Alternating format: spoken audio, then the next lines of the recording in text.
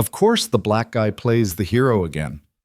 The words sliced through the marble lobby like broken glass, followed by laughter that made Evan Carter's jaw tighten. He didn't turn around.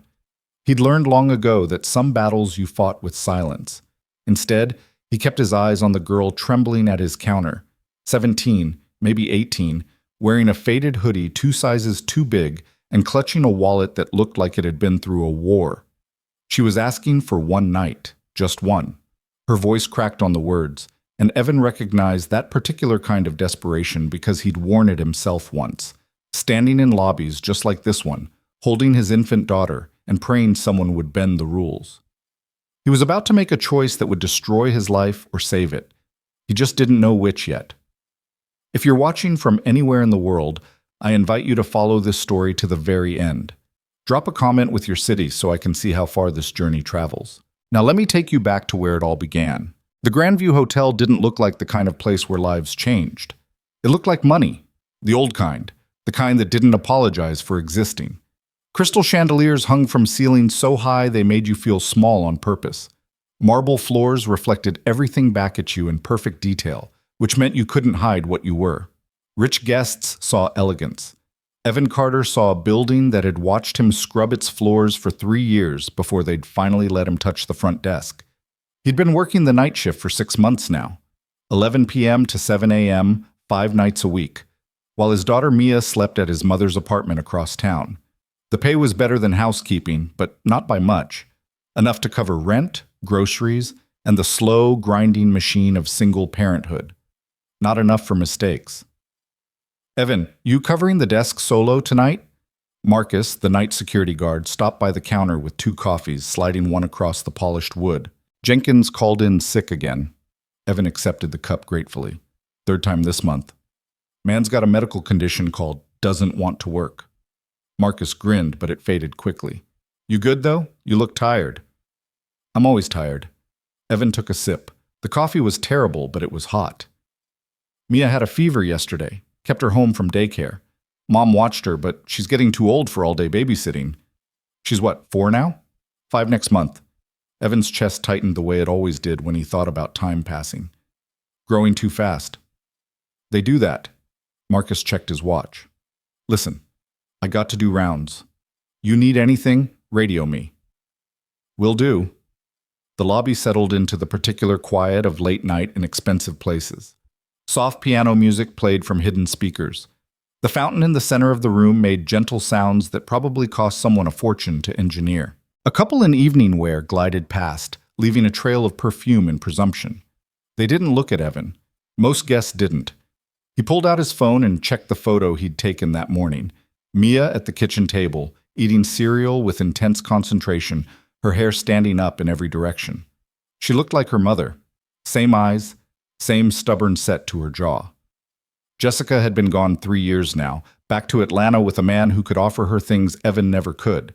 She didn't ask about Mia anymore. Evan had stopped expecting her to. The door chimed.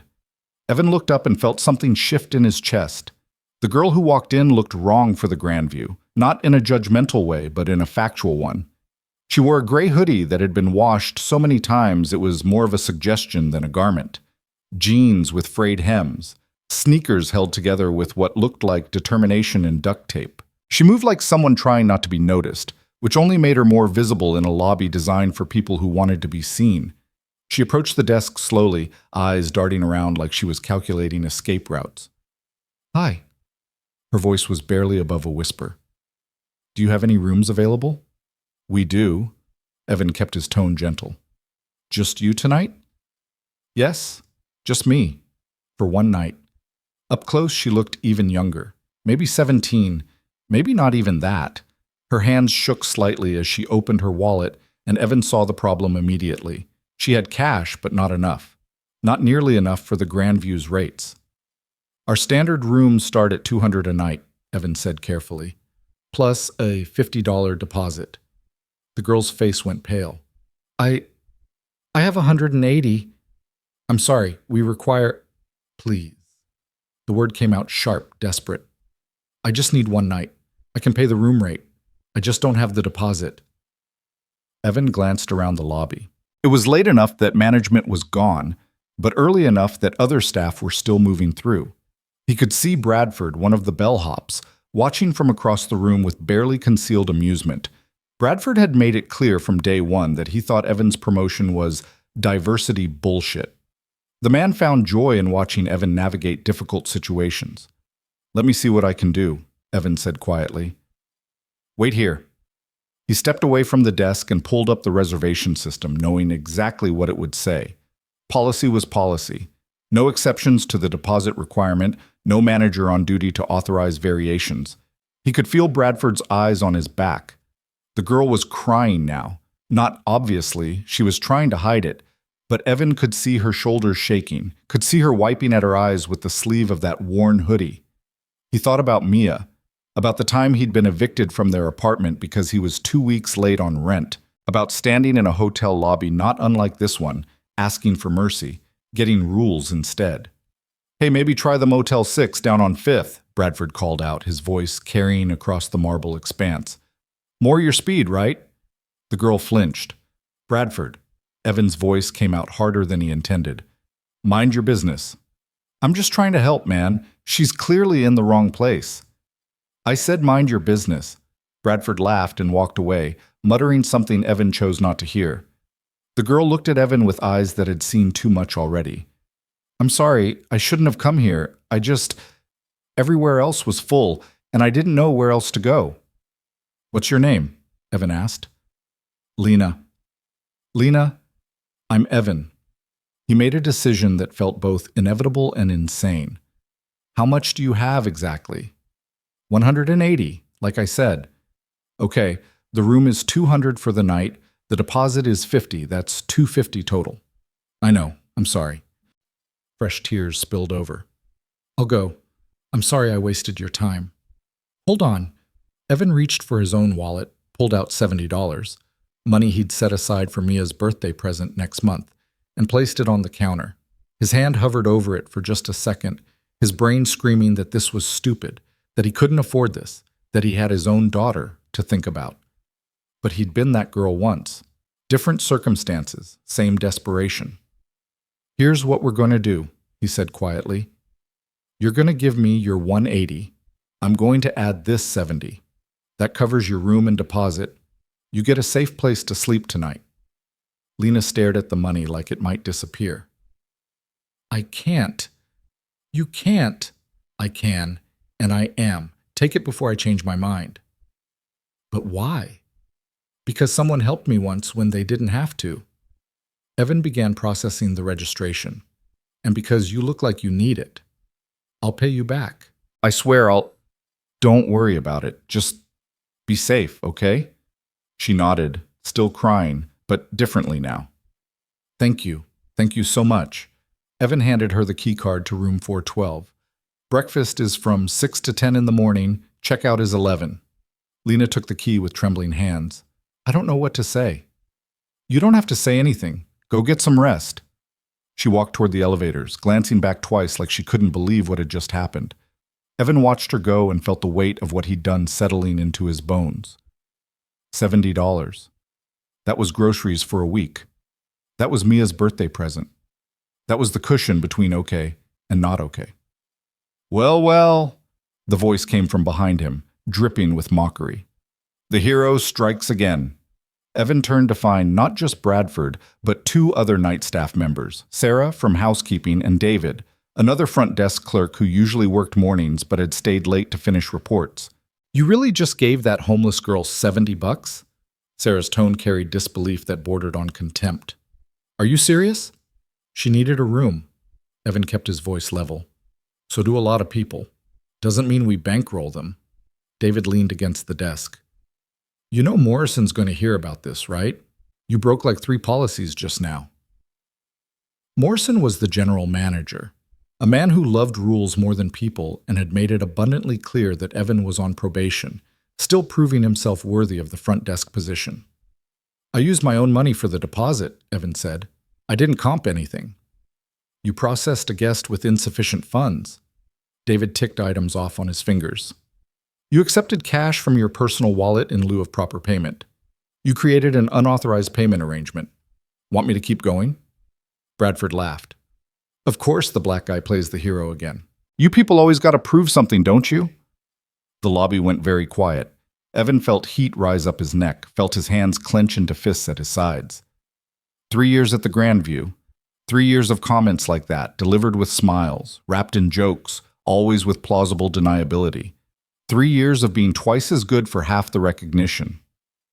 What did you just say? Evan's voice came out low, dangerous.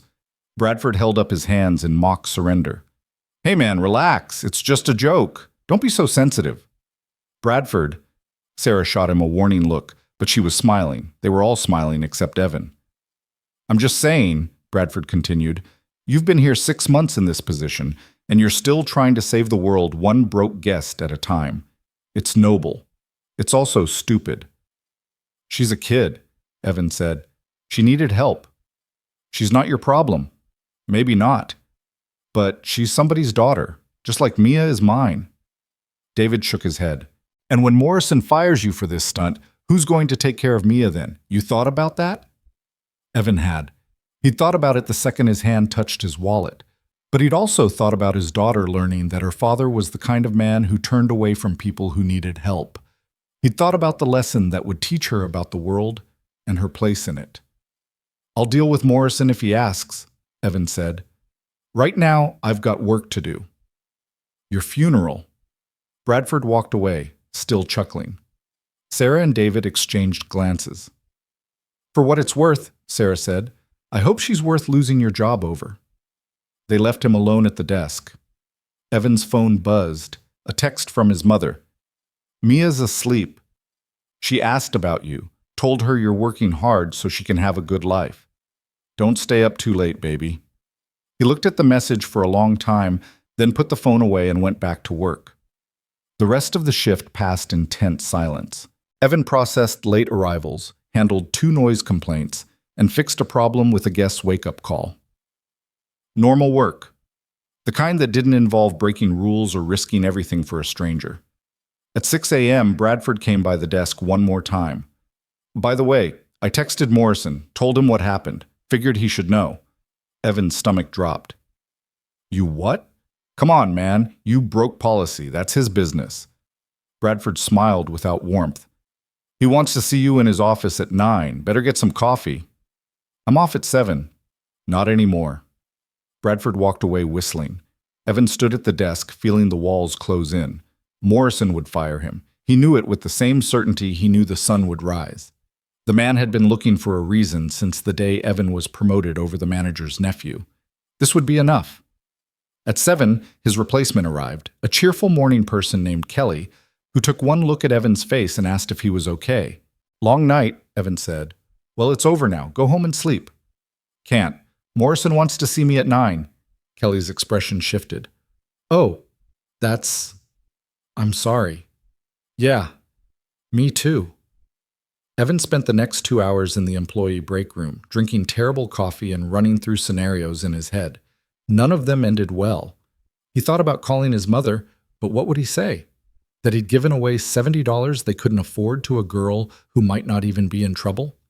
That he'd broken company policy because it felt right? His mother would understand. She'd raised him to help people. But understanding didn't pay rent. At 8:45, Evan stood in the bathroom and looked at himself in the mirror. He looked exhausted. He looked like a man who'd made a choice and was about to pay for it.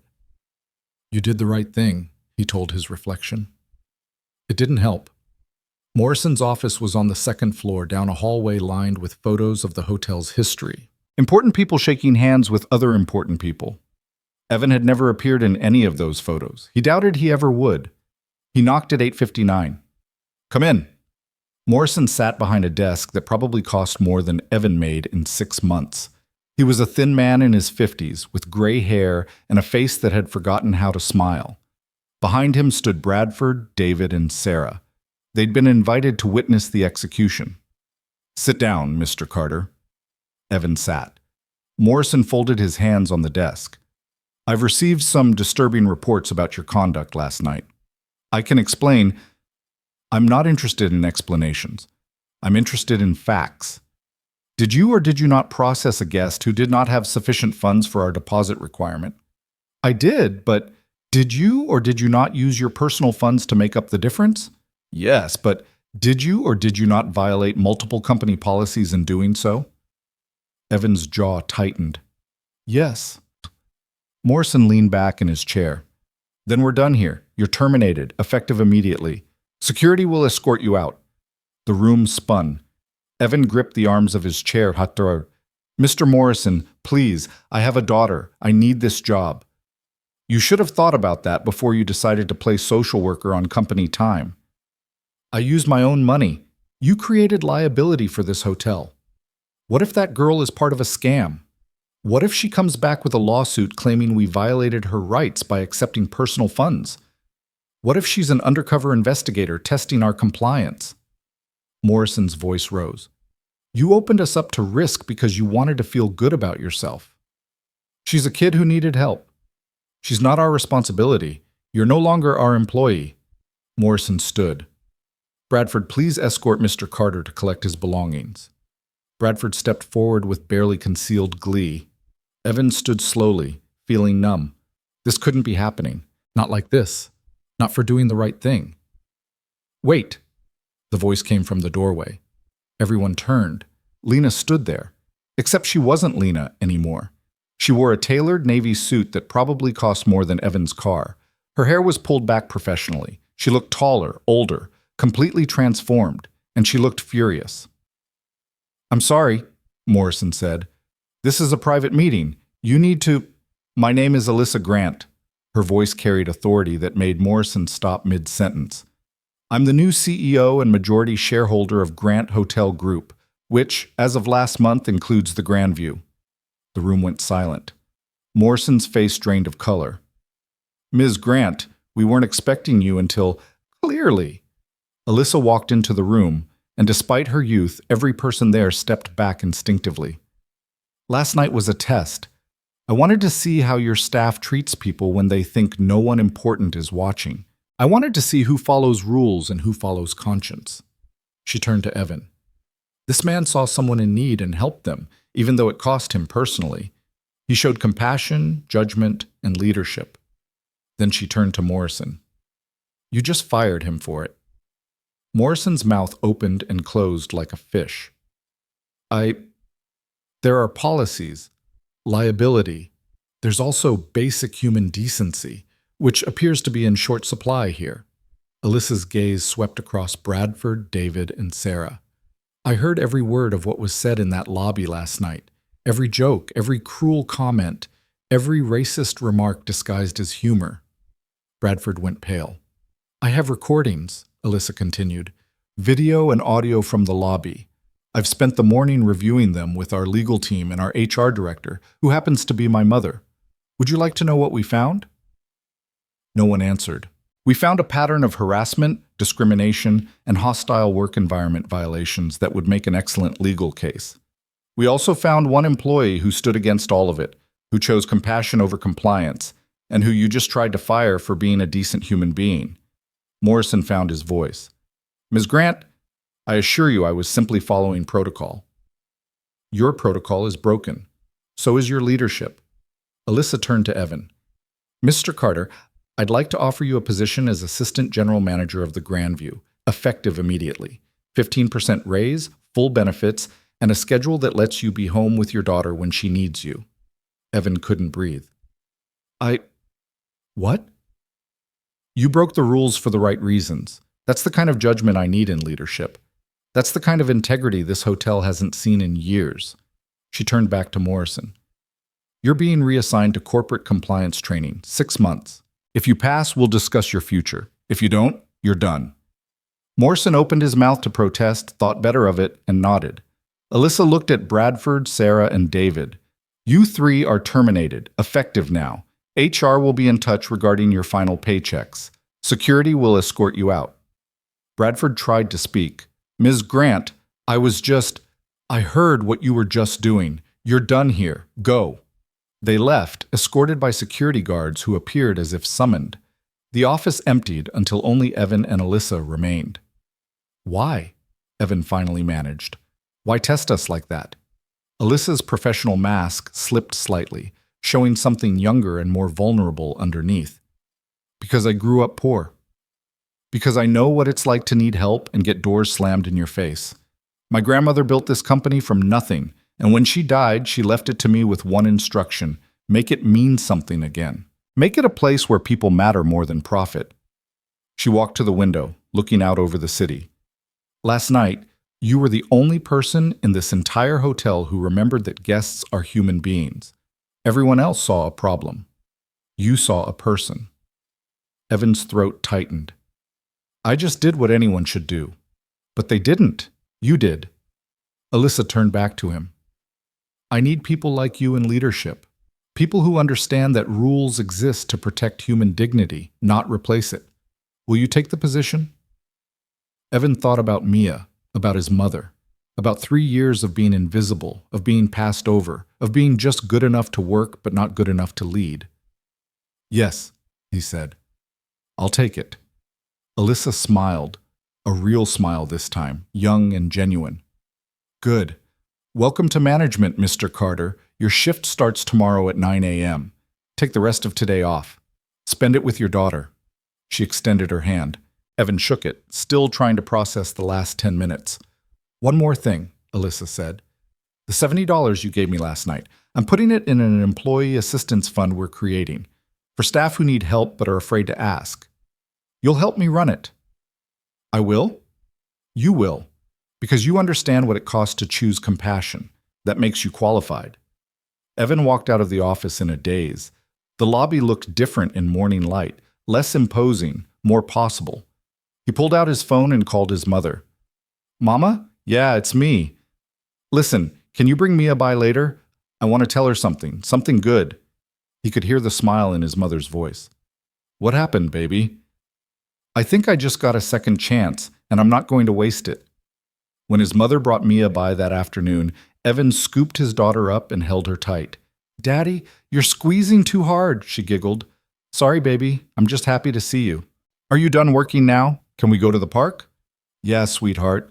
We can go to the park. We can do anything you want. He carried her outside into the sunshine, and for the first time in years, Evan Carter allowed himself to believe that doing the right thing might actually lead to the right outcome. That compassion wasn't weakness, that standing up for strangers might mean something after all. Behind them, the Grandview Hotel stood tall and elegant, its marble gleaming in the afternoon light. Inside, Alyssa Grant was already meeting with department heads, already restructuring policies, already beginning the work of transformation. But Evan didn't know any of that yet. Right now, he only knew that his daughter was laughing, that the sun was warm, and that somewhere in the universe, someone was keeping score of the good we do when no one's watching. And sometimes, just sometimes, the score comes back in our favor. The park was mostly empty that afternoon, just a few mothers with strollers and an old man feeding pigeons near the fountain. Evan pushed Mia on the swings, watching her hair fly back with each arc, her laughter cutting through the autumn air like music. He tried to focus on the moment, on the simple joy of being with his daughter in the middle of a Tuesday afternoon when he should have been sleeping off a night shift. But his mind kept circling back to the morning's events, replaying them like a film he couldn't quite believe he'd starred in. Higher, Daddy! Higher! Mia shrieked, and Evan pushed harder, sending her soaring. His phone buzzed in his pocket. He let it go to voicemail, then checked it anyway while Mia was still riding the momentum. It was his mother. Baby, I just got a call from some woman named Patricia Grant. Said she's head of HR at your hotel. Said she needs your banking information for direct deposit setup and your insurance preferences. What's going on? Did you get promoted? Evan called her back immediately. Mama, yeah, it's real. I'll explain everything when I see you, but I'm not fired. I got promoted. Assistant GM. His mother went quiet for so long Evan thought the call had dropped. Mama? Lord have mercy. Her voice cracked.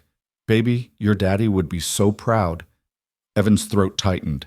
His father had died when Evan was 12, worked to death by 2 jobs and a heart that couldn't take the strain. He'd been a janitor at a hospital and a night security guard at a warehouse, always promising that things would get better, that education and hard work would pay off for his son. Yeah, Evan managed. Yeah, he would. When do you start? Tomorrow at 9. Real hours, Mama. Day shift. I can have breakfast with Mia every morning. Jesus is good. Yes, ma'am. After he hung up, Evan caught Mia as she jumped from the swing, spinning her around until they were both dizzy. Daddy, why are you so happy? Mia asked, touching his face with small hands. Because I get to see you more now. Would you like that? Every day? Every day? She hugged him tight around the neck. That's the best thing ever. That night, after Mia was asleep in her bed, Evan sat at his kitchen table with a cup of coffee and a notebook. He wrote down everything he wanted to change at the Grandview, every small indignity he'd witnessed or experienced over the past 3 years. The way housekeeping staff were treated like they were invisible, the casual racism that management pretended not to hear, the scheduling that made it impossible for single parents to see their kids, the pay structure that kept people one emergency away from poverty. He wrote until his hand cramped, until the coffee went cold, until the first light of dawn crept through his window. The next morning, Evan arrived at the Grandview at 8:30, wearing the only suit he owned. It was a little tight in the shoulders, bought from a thrift store for his father's funeral 15 years ago, but it was clean and pressed. His mother had insisted on ironing it herself. The day shift staff stared as he walked through the lobby. Word had spread. Some faces showed surprise, others resentment. A few offered cautious smiles. Evan kept his head up and walked to the elevator.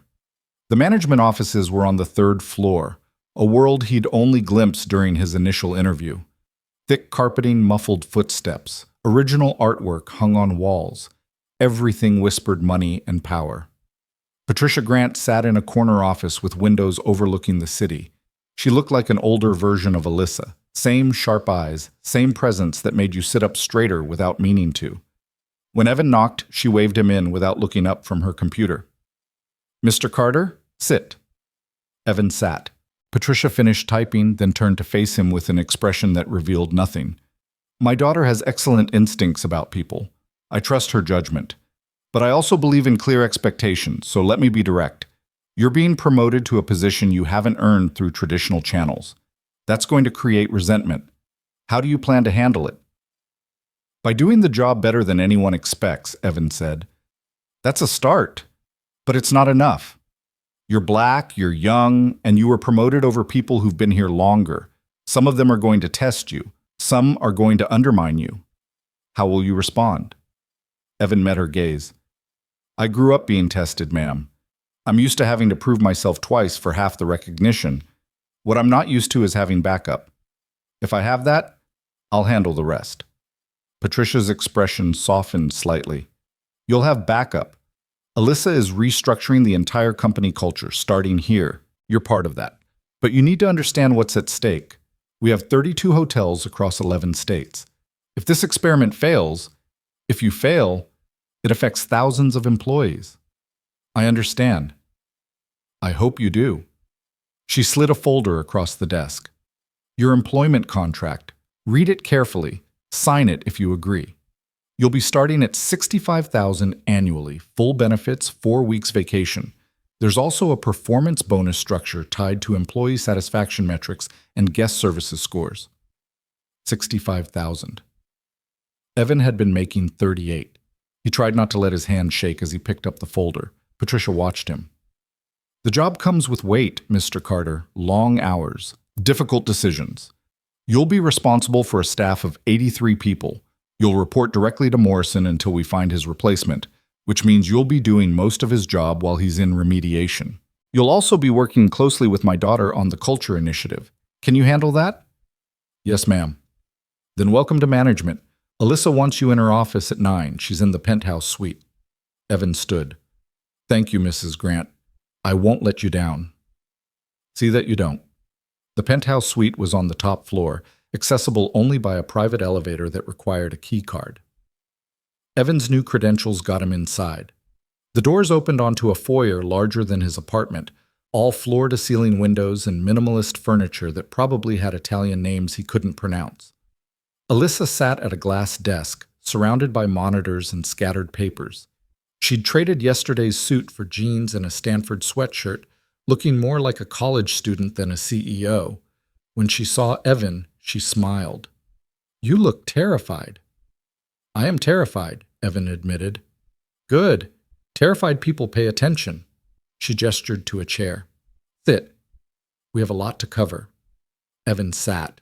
Up close, he could see the dark circles under her eyes, the energy drink cans in the trash. She'd been working all night. I'm not going to ease you into this job, Alyssa said. We don't have time for a gentle learning curve. The Grandview has been bleeding money for 2 years. Guest satisfaction is down 30%. Employee turnover is at 68% annually, and Morrison has been cooking the books to hide it. Evan's eyes widened. He's been what? Misreporting maintenance costs, inflating occupancy numbers, hiding complaints. My audit team found it all last week. That's why I did the test. I needed to see who was part of the problem and who might be part of the solution. She pulled up a spreadsheet on one of her monitors. Look at this. 23 formal complaints about staff conduct in the past 6 months. Know how many Morrison addressed? 0. He buried them. Evan leaned forward, scanning the document. Racial slurs, sexual harassment, wage theft. All documented, all ignored. Why haven't you fired him? Evan asked. Because firing him doesn't fix the culture he created. I need to understand how it got this bad, which means I need him to talk. That's where the remediation comes in. He thinks he's being retrained. Actually, he's being interviewed, carefully, by HR specialists who know how to extract information. And then? Then he's gone.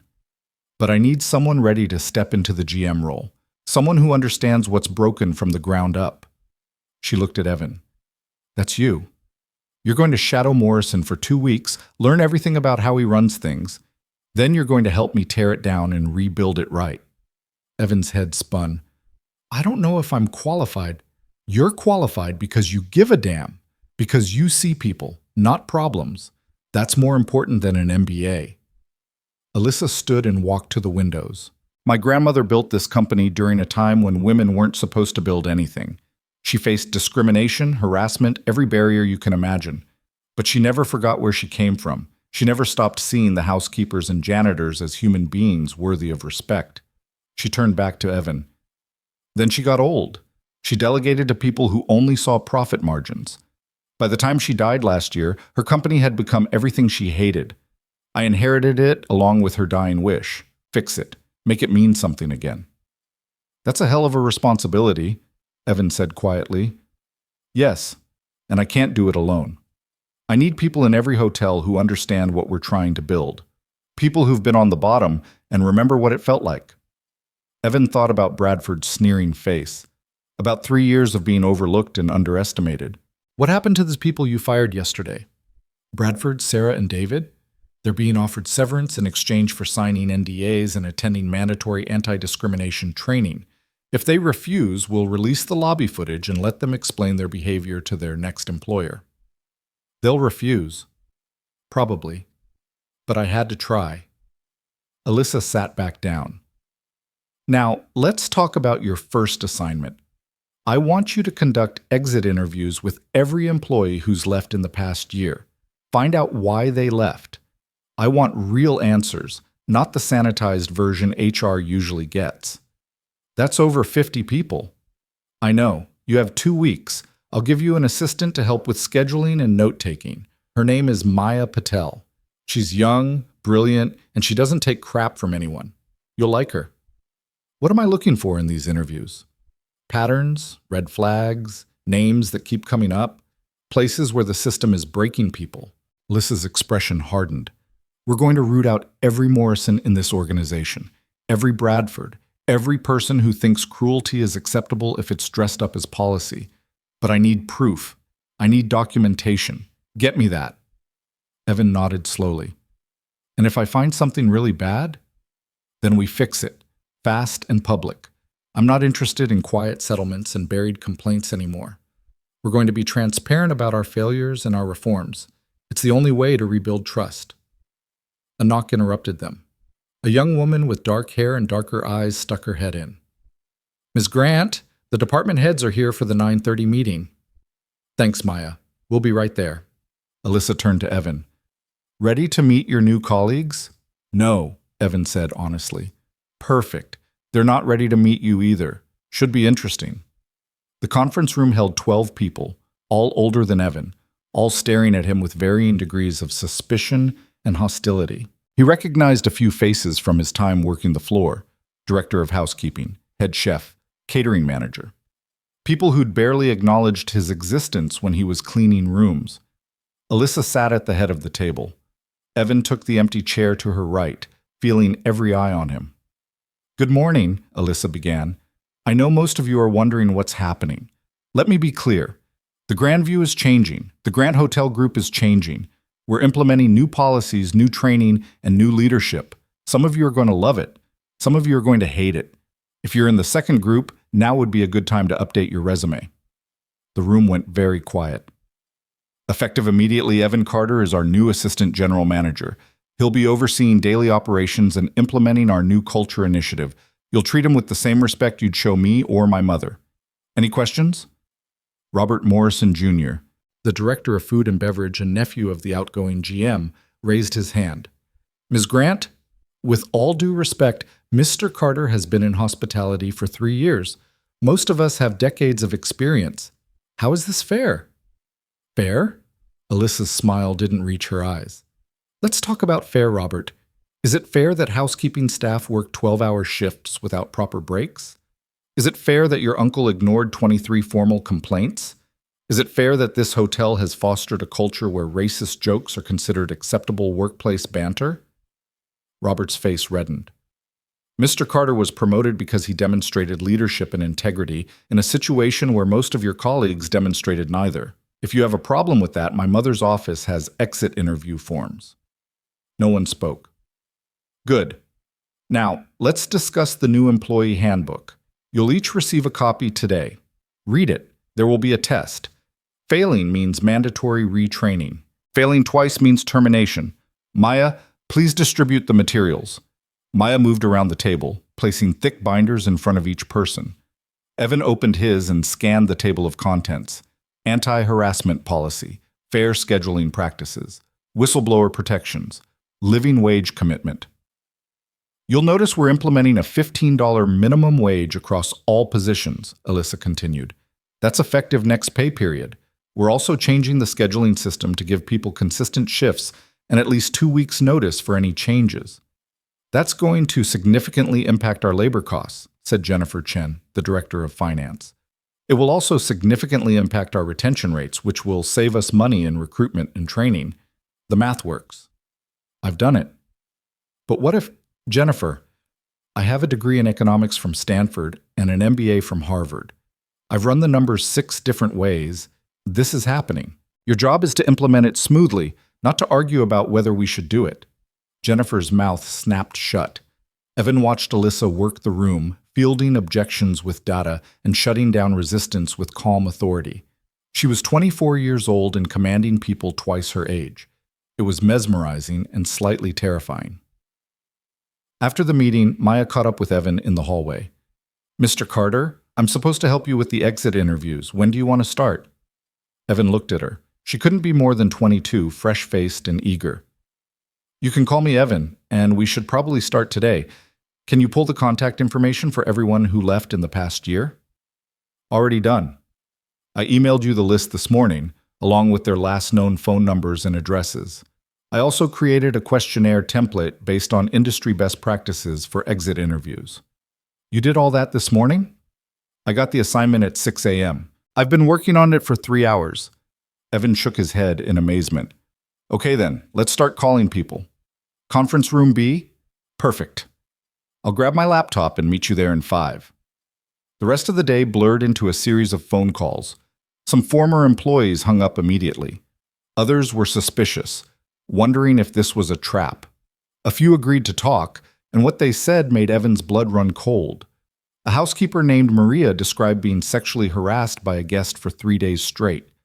When she reported it to Morrison, he told her to deal with it and threatened to cut her hours if she complained again.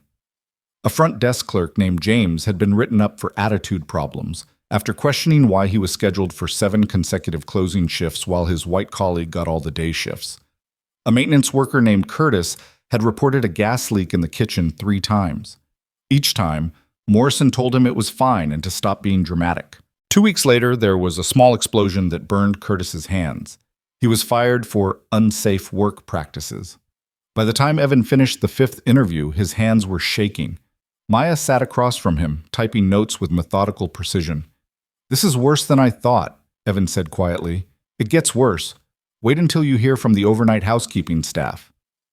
3 of them reported being locked in supply closets by supervisors as punishment for working too slowly. Jesus Christ. "The thing is," Maya said, looking up from her laptop, "everyone knew.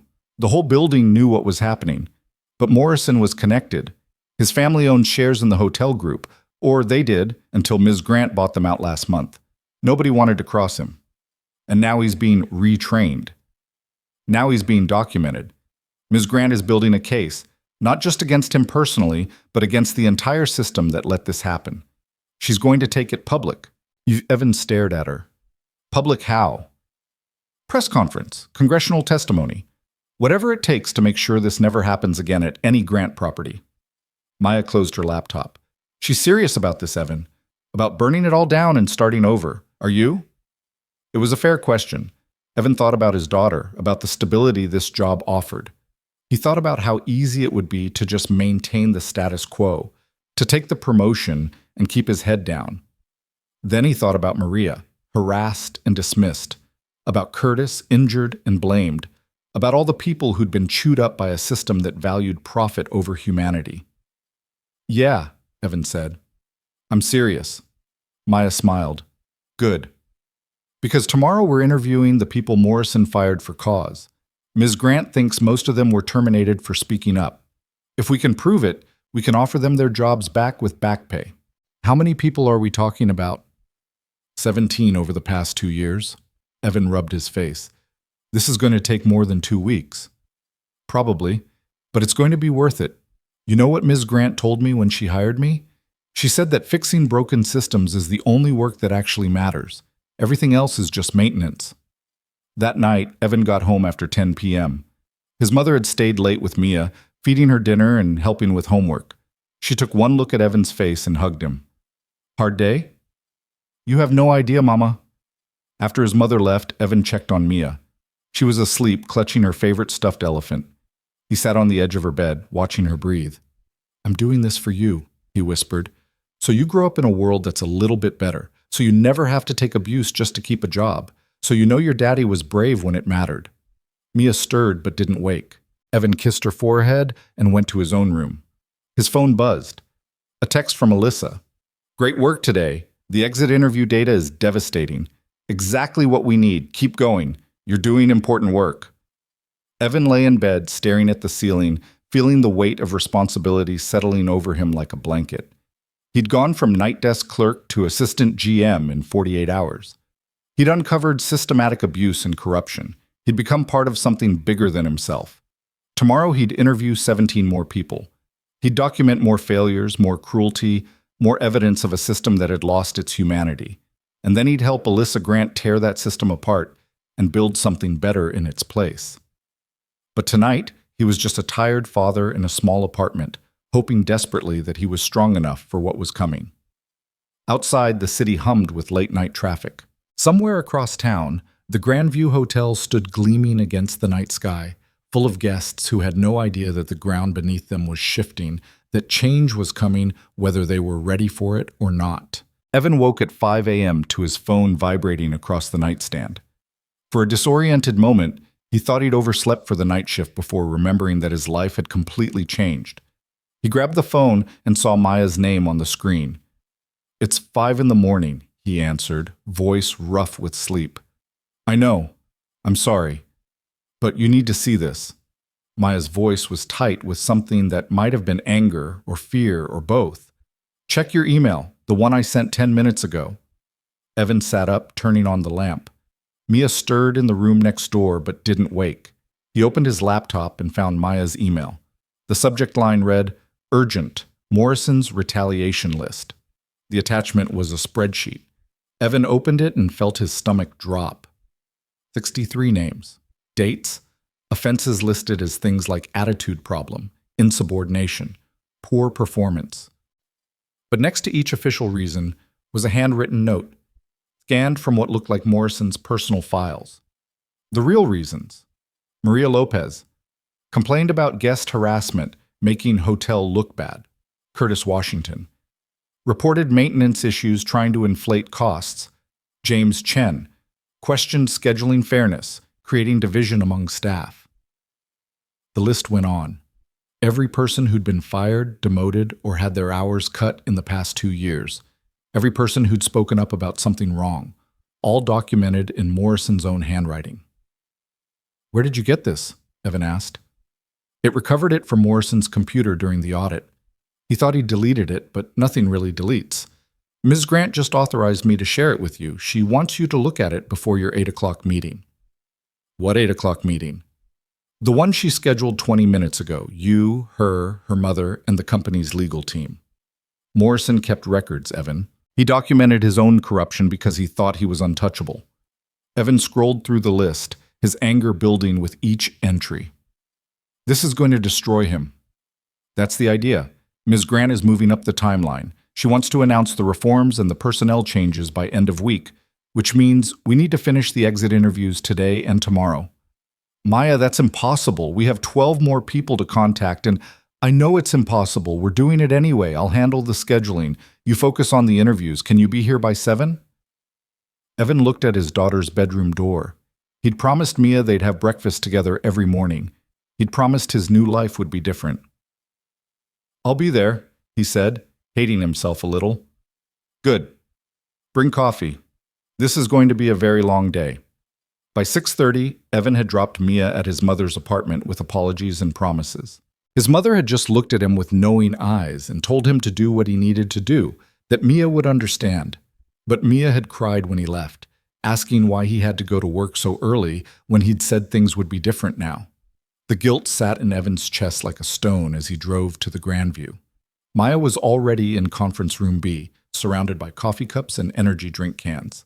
Her laptop was connected to a large monitor showing a spreadsheet that tracked every interview, every piece of evidence, every pattern of abuse they'd uncovered. "You look terrible," she said without looking up. "You look worse," Evan countered. "I didn't sleep, too angry." She finally met his eyes. "Did you read the whole list?" "Most of it." "Read the rest, especially the entries from 18 months ago." Evan sat down and scrolled to the section Maya indicated. His breath caught. Angela Carter, sister of Evan C., asking too many questions about promotion decisions, creating perception of nepotism. "I didn't know you had a sister who worked here," Maya said quietly. I did. She worked in housekeeping for 6 months before she quit. She told me it was because the hours didn't work with her kid's schedule." Evan's hands clenched into fists. "She was fired for asking why I wasn't being considered for front desk positions when I had more experience than the people getting promoted. Morrison fired your sister for advocating for you. Then he lied about it." Evan stood up abruptly, his chair scraping against the floor. "I need a minute." "You don't have a minute. First interview starts in 20 minutes. Curtis Washington is driving in from 2 hours away. He took off work to talk to us." Evan forced himself to breathe, to think. Angela had never told him. She'd protected him from knowing, probably afraid he'd confront Morrison and lose his job too. She'd taken the hit and said nothing. "Okay," he said. "Okay, let's do this." Curtis Washington arrived at 7:15 wearing mechanic's coveralls with a name patch that said Big Al's Auto Repair. He was a big man in his 50s with burn scars visible on his forearms. He looked at Evan with obvious suspicion. "You're the new assistant manager?" "Yes, sir. Thank you for coming in. I know it's a long drive." Curtis sat down heavily. "Lady on the phone said this was about my termination. Said the new management wanted to make things right. That true, or is this some kind of legal trap?" "It's true," Maya said, sliding a document across the table. "This is a non-disclosure agreement that protects you, not the hotel. Anything you tell us today is confidential. We can't use your testimony without your explicit permission. You're free to leave at any time. We're recording this conversation, but you'll receive a copy of the recording." Curtis read the document carefully, then signed it. "All right. What do you want to know?" "Tell us what happened," Evan said. "In your own words. Start wherever you want." Curtis leaned back, his chair creaking. I worked maintenance here for 8 years. Good job. Decent pay. I knew every pipe, every wire, every corner of this building. Then about a year ago, I started smelling gas in the kitchen. Not a lot, but enough to worry me. I reported it to my supervisor. He said he'd tell Morrison. Did Morrison respond? Maya asked, fingers poised over her keyboard. He called me into his office, told me the gas company had inspected everything 2 months prior and found nothing wrong. Said I was being paranoid. I told him I knew what gas smelled like, and something was leaking. He said if I kept making reports that created unnecessary expense, he'd have to reconsider my position. Evan felt his jaw tighten. What did you do? I reported it 2 more times, filled out the official forms, documented everything. Each time, Morrison told me to stop wasting everyone's time. Then one Tuesday morning, I'm replacing a water heater in the kitchen storage area. I smell gas again, real strong this time. I go to shut off the main line, and there's a spark from the water heater ignition. Curtis held up his scarred forearms. Explosion wasn't big enough to bring down the building, but it was big enough. 2nd-degree burns on both arms. Threw me back into a shelf, cracked 2 ribs. Maya's fingers flew across the keyboard. What happened after the explosion? I was in the hospital for 3 days. When I got out, there was a termination letter waiting for me. Said I was fired for unsafe work practices and failure to follow proper protocols. They claimed I'd been smoking in a restricted area and caused the explosion myself. Were you smoking? Evan asked. Curtis's expression hardened. I haven't smoked in 15 years. My wife made me quit when our daughter was born.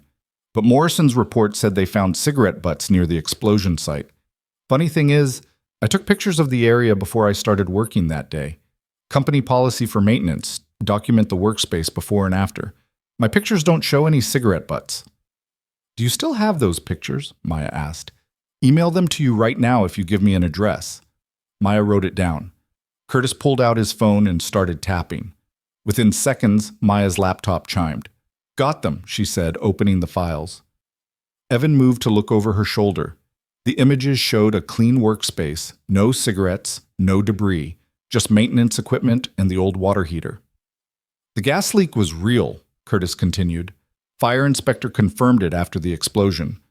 Faulty connection in the main line, exactly where I'd said it would be. But by then, I was already fired and Morrison had filed a report blaming me. My unemployment claim got denied. Couldn't get another job in hospitality because Morrison's report made me look negligent. That's why I'm working at an auto shop now, instead of doing what I'm actually trained for. Evan looked at the man across from him, saw the anger and hurt that hadn't faded even after a year. Mr. Washington, we're going to make this right. I can't promise how or when exactly, but Ms. Grant is committed to correcting these injustices. Can you get me my job back? I'm going to try. Would you want it back? Curtis considered this. If Morrison's gone, if things are really different? Yeah. I loved that job. I was good at it. And the pay at the auto shop doesn't cover my daughter's college tuition the way the Grandview did. Then we'll do everything we can, Maya said. Is there anything else you can tell us? Any other employees who were mistreated? Curtis nodded slowly. Talked to Sandra Kim. She was in housekeeping. Got hurt on the job, filed for workers' comp, and suddenly her performance reviews went from excellent to poor. She was gone within 2 months. We'll find her, Maya promised. Thank you for coming in, Mr. Washington. Truly. After Curtis left, Evan and Maya sat in silence for a moment. 17 people, Maya finally said. 17 people Morrison fired for speaking up or getting hurt or asking questions, and those are just the ones we know about. How many more interviews today? 6, then 4 tomorrow morning. The last 3 wouldn't respond to our calls, but I have their addresses. We might have to show up in person. The next interview was with Sandra Kim, who arrived looking nervous and dressed like she was going to court. She confirmed everything Curtis had said and added her own story about being pressured to clean rooms faster than safety regulations allowed. When she'd slipped on a wet floor and injured her back, Morrison had blamed her for not wearing proper footwear, despite the fact that she'd been wearing the required slip-resistant shoes the hotel had issued. After Sandra came James Chen, the front desk clerk who'd questioned the scheduling practices. Then Maria Lopez, who cried through her entire interview as she described being harassed by a guest who'd cornered her in a hotel room and touched her inappropriately. Morrison had told her that important guests couldn't be offended, that she should have been more careful about being alone in rooms, that maybe front desk work would suit her better than housekeeping. He made it sound like he was doing me a favor, Maria said, wiping her eyes. Like moving me to front desk was a promotion, but then he cut my hours in half and put me on the worst shifts. I quit after 2 months because I couldn't pay my rent anymore. By lunch, Evan felt physically sick. Maya ordered sandwiches that neither of them could eat. They sat in the conference room, staring at the growing pile of evidence. "We're going to destroy him," Maya said. It wasn't a question. "Yeah," Evan agreed. "We are." The afternoon interviews were more of the same. A server who'd been fired for reporting sexual harassment from a supervisor. A maintenance worker who'd been terminated after he refused to falsify inspection reports. A housekeeper who'd been let go for taking too many bathroom breaks during her shift, despite the fact that she was pregnant and had a doctor's note. By 6 p.m., when the last interview ended, Evan and Maya had documented a pattern of abuse so systematic and deliberate that it bordered on criminal. "We need to take this to Alyssa," Evan said. "She's waiting for us. 8th floor, suite 802. She's been there all day with the lawyers." They gathered their laptops and files and took the elevator up. Suite 802 turned out to be a converted conference space filled with whiteboards, legal pads, and 3 attorneys who looked like they'd been working for days without sleep. Alyssa stood at the center of it all, her hair pulled back in a messy bun, wearing the same Stanford sweatshirt from yesterday. When she saw Evan and Maya, relief crossed her face. "Tell me you got everything." "We got everything," Maya confirmed. 17 witnesses, documented evidence of wrongful termination, workplace safety violations, sexual harassment, discrimination, and retaliation, plus Morrison's own record showing he knew exactly what he was doing. Patricia Grant sat in the corner reading something on a tablet. She looked up at her daughter. "This is worse than we thought." "I know." Alyssa turned to the attorneys. Can we move forward?" The lead attorney, a woman named Rachel Torres, nodded grimly. "We have more than enough for criminal charges if we want to go that route. OSHA violations alone could result in significant fines. The wrongful termination cases are airtight, and the retaliation documentation is devastating." "I don't want fines," Alyssa said. "I want accountability. I want every person Morrison hurt to be made whole. I want systemic change that prevents this from ever happening again." "That's going to be expensive," Rachel warned. "I don't care what it costs. My grandmother built this company on the principle that people matter. We're going to honor that, whatever it takes." Patricia stood up. "Alyssa, we need to be smart about this. If we reinstate 17 employees with back pay and damages, if we implement all the reforms you're proposing, if we go public with this mess, we're looking at millions of dollars and massive publicity, some of it very negative." "Good," Alyssa said. "Let it be negative. Let every hospitality company in America see what happens when you treat people like they're disposable. Let them see that there are consequences. You'll be destroying your own company's reputation. No, I'll be destroying Morrison's legacy and building something better in its place." Alyssa's voice was firm. "This is not negotiable, Mom. We're doing this right, or I walk away and let the board deal with it." Patricia studied her daughter for a long moment, then nodded. "All right, but we do it strategically. Rachel, what's the timeline?" Rachel consulted her notes. "We need to secure witness statements, which Evan and Maya have done. We need to prepare reinstatement offers for all 17 employees. We need to draft new policies and training programs. And we need to notify the Labor Board and OSHA about the violations." "How long?" 2 weeks minimum. 4 would be better." "You have 1 week," Alyssa said. "Morrison's remediation ends Friday. I want everything ready by then. Press conference is scheduled for Monday morning." "That's insane," Rachel said. "That's what we're doing. Can I count on you?" Rachel exchanged glances with her colleagues, then sighed. "You can count on us, but we're going to need a lot of coffee and probably some blood pressure medication." "Bill it to the company." Alyssa turned to Evan. "I need you to personally contact every person Morrison fired and offer them their jobs back. Full reinstatement, back pay, Formal apology. Maya will handle the paperwork. What about the ones who've moved on? Evan asked. Curtis is working as a mechanic now. Sandra took a job at a different hotel. They might not want to come back. Then we offer them settlements and apologies anyway. This isn't about filling positions. It's about acknowledging harm and making amends. Alyssa's expression softened. I know this is a lot, Evan. You've been in this position for 3 days, and I'm asking you to help rebuild an entire culture. If it's too much, it's not too much, Evan interrupted. It's exactly what needs to happen. You sure?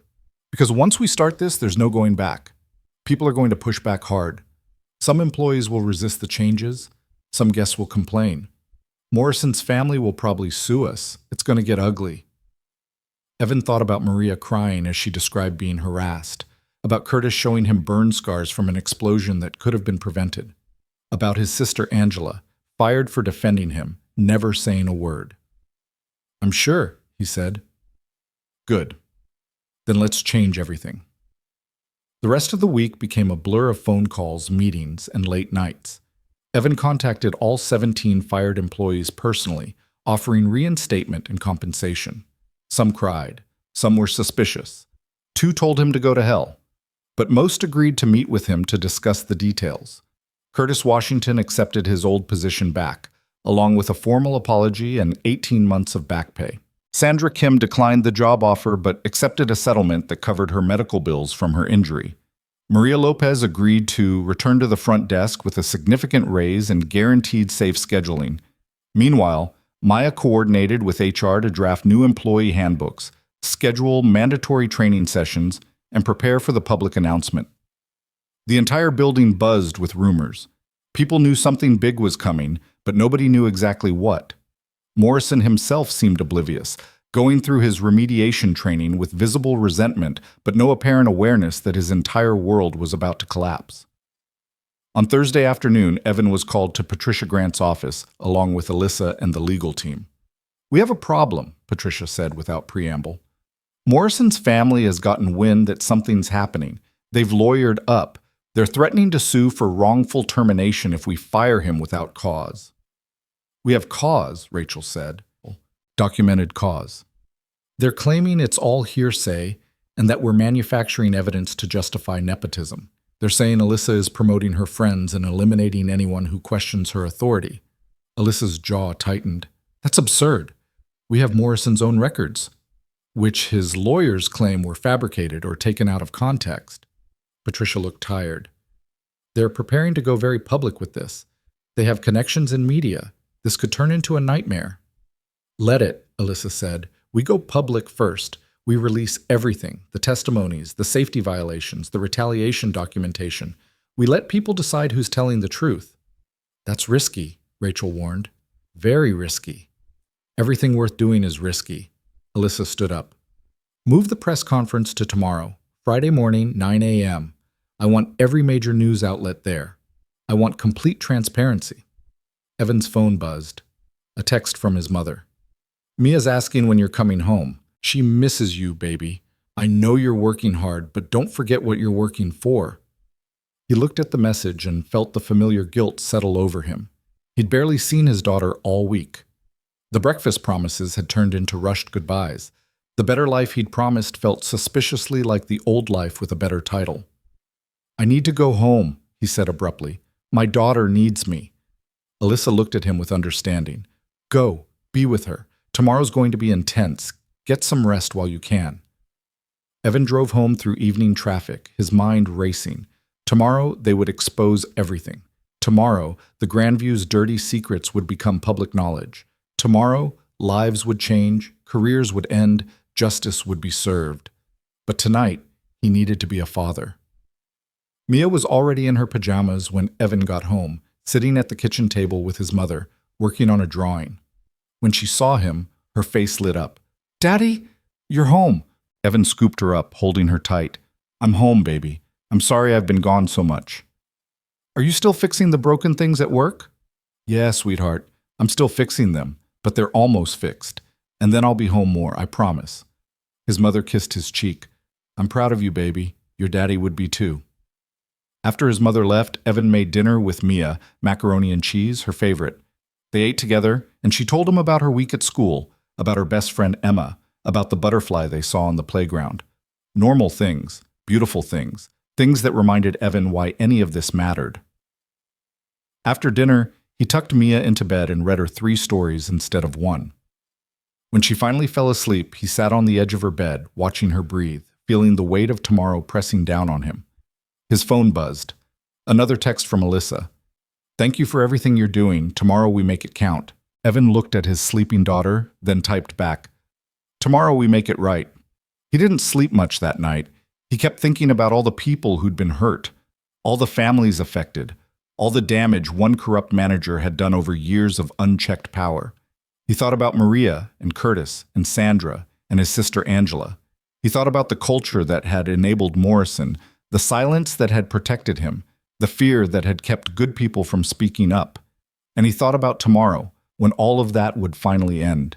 The press conference room at the Grandview was packed by 8:30 Friday morning.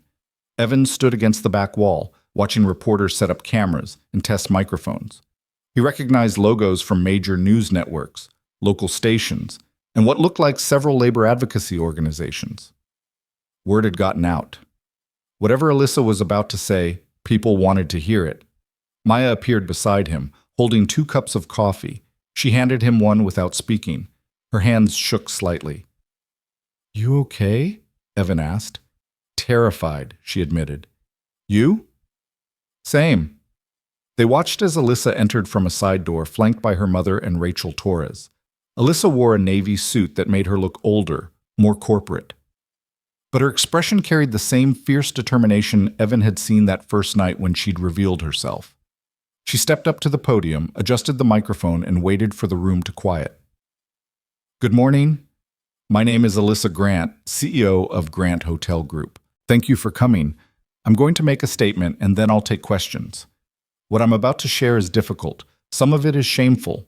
All of it is true." The room went completely silent. 10 days ago, I conducted an undercover assessment of the Grandview Hotel to evaluate how our staff treats guests who appear vulnerable or economically disadvantaged. What I discovered was a culture of cruelty, discrimination, and systematic abuse that has been allowed to flourish under previous management. I found employees mocking guests based on their appearance and perceived economic status. I witnessed racial discrimination presented as humor, and I uncovered evidence of widespread retaliation against employees who reported safety violations, harassment, or discriminatory practices. Cameras flashed. Reporters leaned forward. Over the past week, my team has interviewed 17 former employees who were terminated or forced out after reporting legitimate concerns. We have documented evidence of sexual harassment that was ignored, safety violations that resulted in serious injury, and a pattern of retaliation orchestrated by senior management. We have the former general manager's own handwritten records confirming that he fired employees specifically for speaking up about workplace injustices. Evan saw Morrison enter the room from another door, flanked by 2 lawyers. His face had gone pale. He'd clearly been summoned here without knowing what was about to happen. "Effective immediately," Alyssa continued, "Robert Morrison is terminated from his position as general manager of the Grandview Hotel. We are also terminating 3 other employees whose conduct violated our values and created a hostile work environment. All 17 employees who were wrongfully terminated are being offered reinstatement with full back pay and benefits. Those who choose not to return will receive financial settlements and formal apologies." Morrison started to stand, but one of his lawyers grabbed his arm, pulling him back down. "But terminations and settlements are not enough. We're implementing comprehensive reforms across all 32 Grant Hotel Group properties. Effective next month, all employees will receive a minimum wage of $15 per hour, up from the current federal minimum. We're establishing transparent scheduling practices that give workers at least 2 weeks' notice for shift changes. We're creating an independent reporting system for harassment and discrimination complaints, managed by a third-party organization with no connection to hotel management. And we're implementing mandatory anti-discrimination and workplace safety training for all employees from housekeepers to executives." A reporter raised her hand. Alyssa nodded. "Ms. Grant, what's the estimated cost of these reforms?" "Approximately $12 million in the first year across all properties. We anticipate that improved retention and employee satisfaction will offset those costs within 3 years. But frankly, even if it doesn't, we're doing it anyway. Some things matter more than quarterly profits. Another hand went up. Are you concerned about shareholder reaction? I'm the majority shareholder, Alyssa said simply. And I believe this is the right thing to do. My grandmother built this company on the principle that hospitality means treating everyone with dignity. We lost sight of that. We're finding it again. Morrison stood up abruptly. This is slander. You're destroying my reputation based on fabricated evidence and the testimony of disgruntled former employees who... Mr. Morrison, Alyssa's voice cut through the room like a knife. We have your handwritten notes documenting why you really fired each person. We have testimony from 17 witnesses. We have OSHA violations that resulted in a worker being seriously burned. We have sexual harassment complaints you deliberately buried. Would you like me to present all of it publicly right now, or would you prefer to speak with your attorneys first? Morrison's lawyers were already pulling him toward the exit. The cameras followed them, capturing his red face and angry gestures as he was essentially dragged from the room. Any other questions? Alyssa asked calmly. The next 20 minutes were intense. Reporters asked about legal liability, about whether criminal charges would be filed, about how Grant Hotel Group planned to prevent similar situations in the future. Alyssa answered each question with careful precision, backed up by data that Maya had prepared. Patricia Grant stood beside her daughter, occasionally adding legal or financial context, but mostly letting Alyssa lead. Evan watched it all with a mixture of pride and disbelief. This young woman who'd walked into the hotel wearing a threadbare hoodie was now commanding a room full of hardened journalists, admitting her company's failures, and committing to massive structural change without flinching. When the press conference finally ended, reporters swarmed forward with follow-up questions. Hotel security gently but firmly escorted them out. The room emptied until only the core team remained: Alyssa, Patricia, Rachel, Maya, and Evan. Alyssa sagged against the podium, suddenly looking very young and very tired. "That was brutal," she said. "That was necessary," her mother corrected, "and you handled it perfectly."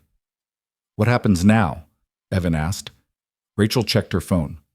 "Now the internet explodes. Morrison's lawyers will issue statements. Labor organizations will either praise us or accuse us of doing the bare minimum. Every employee in our company will be calling their managers asking what this means for them, and we'll spend the next several months proving we meant what we said." "Are we ready for that?" Maya asked. "No," Patricia said honestly. "But we're doing it anyway." Alyssa straightened up. "Evan, I need you to address the Grandview staff. Everyone, every department. They just watched their former boss get publicly destroyed on live television. They're scared, confused, and probably wondering if they're next. You need to talk to them." Evan's stomach dropped. "Me? Shouldn't you? It should come from you. You're one of them. You work the floor. They'll trust you more than they'll trust me right now." Alyssa's expression was firm. "I need you to tell them what this means, that we're serious about change, that speaking up is now protected, not punished, that the old culture is dead and we're building something better." "What if I say the wrong thing?" "Then you'll say the wrong thing, but you'll say it honestly, and that matters more than polish." She touched his arm. "You can do this, Evan. I wouldn't have promoted you if I didn't believe that." An hour later, Evan stood in the Grandview's main ballroom facing 83 employees, every housekeeper, every desk clerk, every maintenance worker, every server and cook and bellhop. They sat in rows of chairs, watching him with expressions ranging from hopeful to hostile to terrified. Maya had set up a microphone, but Evan stepped away from it, preferring to speak without the barrier. "I know you're scared," he began. "I'm scared too. A week ago, I was working the night desk, trying to keep my head down and pay my bills. Now I'm standing here as assistant GM, about to tell you that everything's changing. It's surreal. It's overwhelming. And I imagine some of you are wondering what the hell is happening." A few people nodded. Others sat stone-faced. "Here's what I know. For 3 years, I watched good people get mistreated in this hotel. I watched management ignore complaints, overlook harassment, and retaliate against anyone who spoke up. I watched friends get fired for doing the right thing. Some of you experienced it directly. Others saw it happening and stayed quiet because you needed your jobs. He looked at faces in the crowd, people he'd worked alongside, people who'd witnessed the same injustices he had. Morrison's gone. So are the people who enabled him. But getting rid of bad management doesn't automatically create good culture. That's on us, all of us. We have to decide what kind of workplace we want this to be. A hand went up in the back. Evan nodded. Are we all getting raises? A woman from housekeeping asked. Or is that just for new people? Everyone? Evan confirmed. Minimum $15 an hour across the board. Implementation starts next month. Some of you already make more than that, and your wages will adjust proportionally. What about the scheduling changes? Someone else called out. 2 weeks' notice for any shift changes, except in genuine emergencies. Consistent schedules where possible. If you need accommodations for childcare or school or other commitments, we'll work with you. Evan paused. I'm a single father. I know what it's like to choose between paying rent and seeing your kid. That shouldn't be a choice anyone has to make. More hands went up. Evan spent the next 30 minutes answering questions about benefits, about the new reporting system, about whether management would actually follow through on their promises. Some questions were skeptical, some were angry, a few were hopeful. Finally, Marcus, the security guard, stood up. Evan, you've been here 3 years. You know how things work, or how they worked. Why should we trust that this is different? That it's not just some PR stunt? It was a fair question. Evan had asked himself the same thing. You shouldn't trust it automatically, Evan said. You should watch what we do, not what we say. Hold us accountable. If you see something wrong, report it through the new system. If nothing changes, report it again, louder. And if management doesn't respond, then you'll know it was all talk. He stepped closer to the assembled staff. But here's what I can promise you personally. I'm not forgetting where I came from. I spent 3 years scrubbing toilets and covering night shifts and being invisible. I remember every slight, every dismissed complaint, every time I was told to just do my job and stop asking questions. That's not happening anymore. Not on my watch. Marcus studied him for a long moment, then nodded slowly. All right, I'll give you a chance, but we're watching. Good, Evan said. Watch closely. Keep me honest. After the meeting ended, employees filed out in small groups, talking among themselves. Some approached Evan directly, thanking him or asking follow-up questions. Others left without speaking, their skepticism clear on their faces. Maria Lopez, who'd accepted the offer to return to the front desk, stopped by. Thank you for what you did, for listening, for actually caring. You deserve better, Evan said simply. You all did. Curtis Washington was there too, scheduled to start back in maintenance the following week. I'm going to hold you to those promises about safety reporting, he said. First time I report something and get ignored, I'm walking. Fair enough.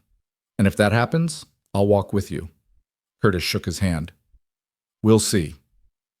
By the time the ballroom emptied, Evan felt emotionally exhausted. He found Maya in the hallway, fielding phone calls from employees at other Grant properties who'd seen the press conference. How bad is it? He asked. Mixed. Some properties are excited. Some are panicking. 3 managers have already resigned rather than implement the changes. She looked up from her phone. How did the staff meeting go? I think I bought us some time, but they're watching. If we don't follow through, they'll crucify us. Then we better follow through. The rest of the day was chaos. News coverage of the press conference dominated local media. The story picked up nationally by the afternoon. Labor organizations issued statements praising Grant Hotel Group's transparency. Industry groups expressed concern about setting unrealistic precedents. Morrison's lawyers released a statement denying all allegations and threatening legal action. And through it all, Evan worked. He met with department heads to discuss implementation timelines. He reviewed the new employee handbook with HR. He called the remaining former employees who hadn't yet responded to reinstatement offers. He answered questions from nervous managers at other properties who weren't sure how to talk to their teams about the changes. At 7 p.m., when he finally allowed himself to check his personal phone, he had 23 text messages. Most were from family and friends who'd seen the news coverage, but one was from his sister Angela. I saw the press conference. I saw what you're doing. I'm so proud of you, little brother. Call me when you can. Evan called her immediately. Hey, Angela answered. You're kind of famous right now. Mom's been showing your press conference clip to everyone in her building. I wasn't at the press conference. That was all Alyssa. You were standing right there. Mom pointed you out. And I heard you're the new assistant GM? Yeah, it's been a weird week. Angela went quiet. When she spoke again, her voice was thick with emotion. I saw Morrison's list. Maya emailed me the part with my name on it. All this time I thought I'd quit. I thought it was my choice. Angie, I'm so sorry. I didn't know. Of course you didn't know. I made sure you didn't know. You needed that job. She paused. But I'm glad it's out now. I'm glad that bastard is finally facing consequences. They offered you reinstatement. Did you see that email? I did. I'm thinking about it. My current job is okay, but the Grandview paid better. And now that Morrison's gone, she laughed softly. It's weird, right? Going back to a place that hurt you because you believe it might actually be different now? It will be different, Evan said. I promise you. I believe you. Let me think about it and get back to you next week. After they hung up, Evan sat in his office, his actual office now, not a shared desk, and let himself feel the weight of what had happened. In 10 days, his entire life had transformed. He'd gone from invisible night clerk to assistant manager. He'd helped expose systematic abuse and corruption. He'd stood in front of his peers and promised them better, and now he had to deliver on that promise every single day. His phone rang. Alyssa. You still at the hotel? She asked. Yeah, you? Penthouse suite. Can you come up? There's something I need to discuss with you. When Evan arrived, he found Alyssa sitting on the floor surrounded by papers, still wearing the navy suit, but with the jacket discarded and her hair falling loose from its professional style. She looked simultaneously exhausted and wired. Sit, she said, gesturing to the floor beside her. Chairs are overrated. Evan sat, loosening his tie. What's going on? Morrison's suing us. Wrongful termination, defamation, intentional infliction of emotional distress. His lawyers filed 2 hours ago. She said it calmly, like she was discussing the weather. Can he win? No, we have too much evidence, but he can drag it out, make it expensive, and keep the story in the news for months, which is probably his strategy. Alyssa handed Evan a document. That's his complaint. Read paragraph 12. Evan scanned down. Paragraph 12 claimed that Alyssa had orchestrated an elaborate setup to entrap Morrison, that she'd manufactured evidence, and that she'd promoted Evan as part of a scheme to install sympathetic minority leadership while systematically removing qualified white managers. He's actually playing the reverse discrimination card? Evan asked, anger rising. Yep, and it's going to work with some people. You saw the comments on the news articles, right? Evan had. Some praised the reforms. Others claimed it was all performative, that Grant Hotel Group was just trying to avoid lawsuits. And a vocal minority insisted that Morrison was the real victim, that he was being sacrificed to appease political correctness. Let them talk, Evan said. We know the truth. Truth doesn't always matter in public opinion, especially when there's a compelling counter-narrative. Alyssa pulled her knees up to her chest. Morrison's lawyers are smart. They're going to paint me as a spoiled rich kid playing activist, and you as someone who got promoted beyond your abilities because of your race. They're going to make this about identity politics instead of workplace abuse. So what do? We keep our heads down and do the work. We implement every reform we promised. We make the Grandview so undeniably better that no one can claim it was just PR. She looked at him. But I need you to be prepared for this to get ugly. People are going to question your qualifications. They're going to say you only got this job because you're black, and I needed to prove a point. Can you handle that?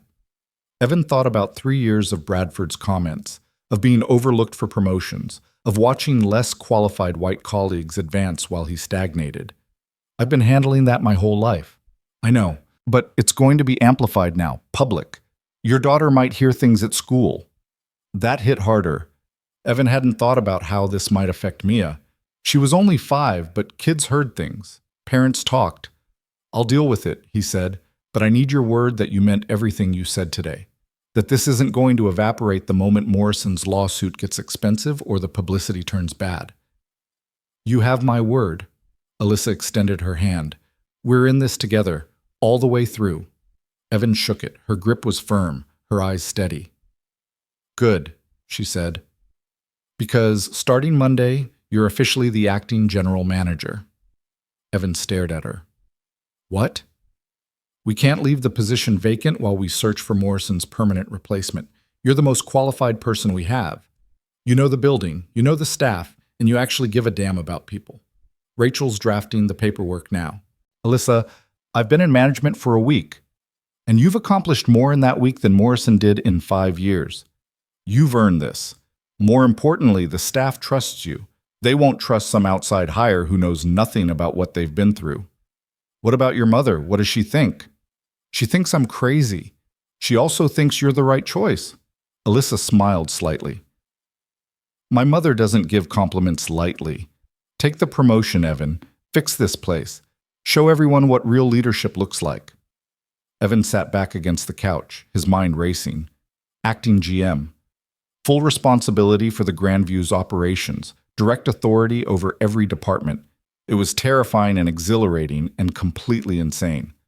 Okay, he heard himself say. I'll do it. Excellent. You start Monday. Salary is $90,000 plus performance bonuses, full benefits, company car, and enough authority to fire anyone who needs firing. She stood up, offering him a hand. Welcome to upper management. Try not to become the thing we just destroyed. That night, Evan sat Mia down at the kitchen table after dinner. Baby, I need to talk to you about something. Mia looked up from her coloring book. Am I in trouble? No, sweetheart. Nothing like that. But Daddy's job is changing again. I'm going to be in charge of the whole hotel now. The whole hotel? Like the boss? Like the boss. Which means sometimes people might say things about me. Not nice things. About why I got the job or whether I deserve it. And you might hear some of those things.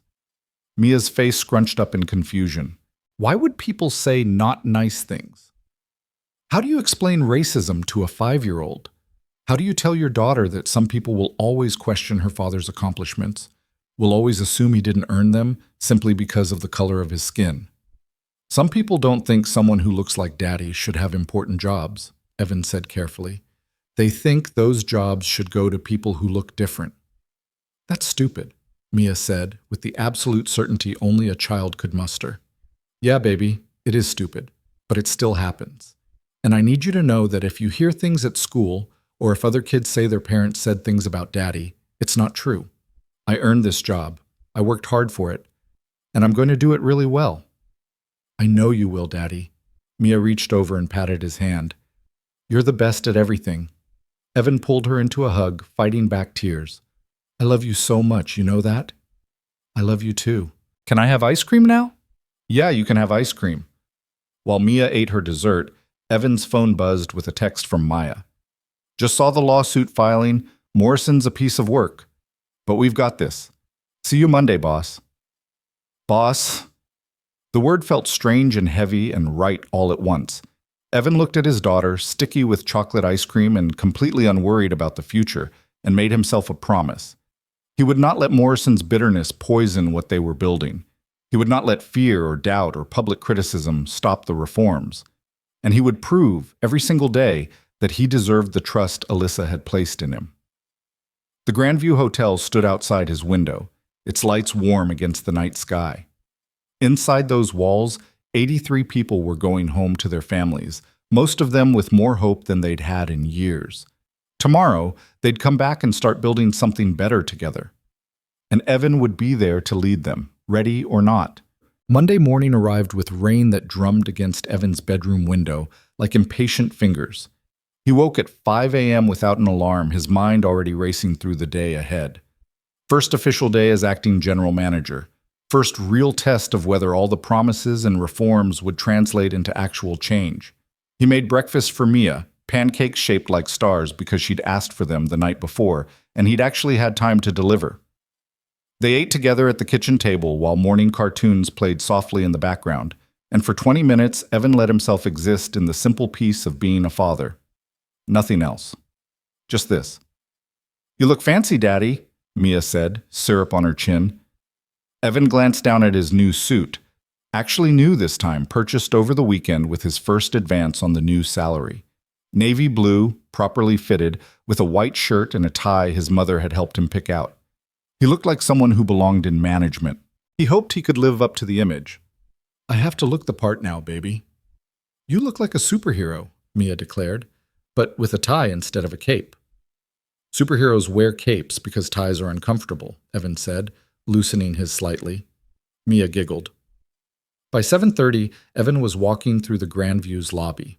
The morning shift was in full swing, front desk processing checkouts, housekeeping carts rolling toward elevators, the breakfast service humming with quiet efficiency. People looked up as he passed. Some nodded. Others quickly looked away. Everyone knew who he was now. The coverage had been extensive. Maya met him at the elevator with coffee and a tablet full of notes. Morning, boss. You ready for this? Absolutely not. Let's do it anyway. His office was on the third floor, the same one Morrison had occupied. Evan had requested that it be completely cleared and repainted over the weekend. He didn't want any remnants of the previous regime. Now it was a clean slate, empty desk, bare walls, windows that looked out over the city. First order of business, Maya said, handing him the tablet. Department head meeting at 8. They want to discuss implementation timelines for the wage increases and scheduling changes. Second, you have a conference call at 9:30 with the other property managers. Corporate wants you to walk them through what worked here so they can replicate it. Third, Curtis Washington wants to meet with you about safety protocols before he officially starts tomorrow. Evan scanned the schedule. It was packed until 6 p.m. When do I eat? You don't. Welcome to management. Maya grinned. I ordered you a salad for lunch. It's in the staff fridge with your name on it. What would I do without you? Starve, probably. Also, there's something you should know before the department meeting. Her expression turned serious. 3 managers submitted resignation letters this morning. Food and beverage, housekeeping, and front desk operations. Evan's stomach sank. All at once?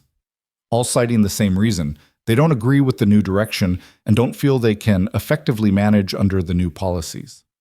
Maya pulled up the emails. Robert Morrison Jr. is leading the exodus. He's claiming the reforms are unrealistic and will bankrupt the hotel within a year. He's Morrison's nephew. Of course he's saying that. The other 2 might be genuine concerns, though. Jennifer from front desk has been here 12 years. She's not connected to Morrison's family. She might actually believe this won't work. Evan read through the resignation letters. Jennifer's was thoughtful, expressing genuine worry about sustainability and operational feasibility. The other 2 were barely disguised attacks on Alyssa's leadership and Evan's qualifications.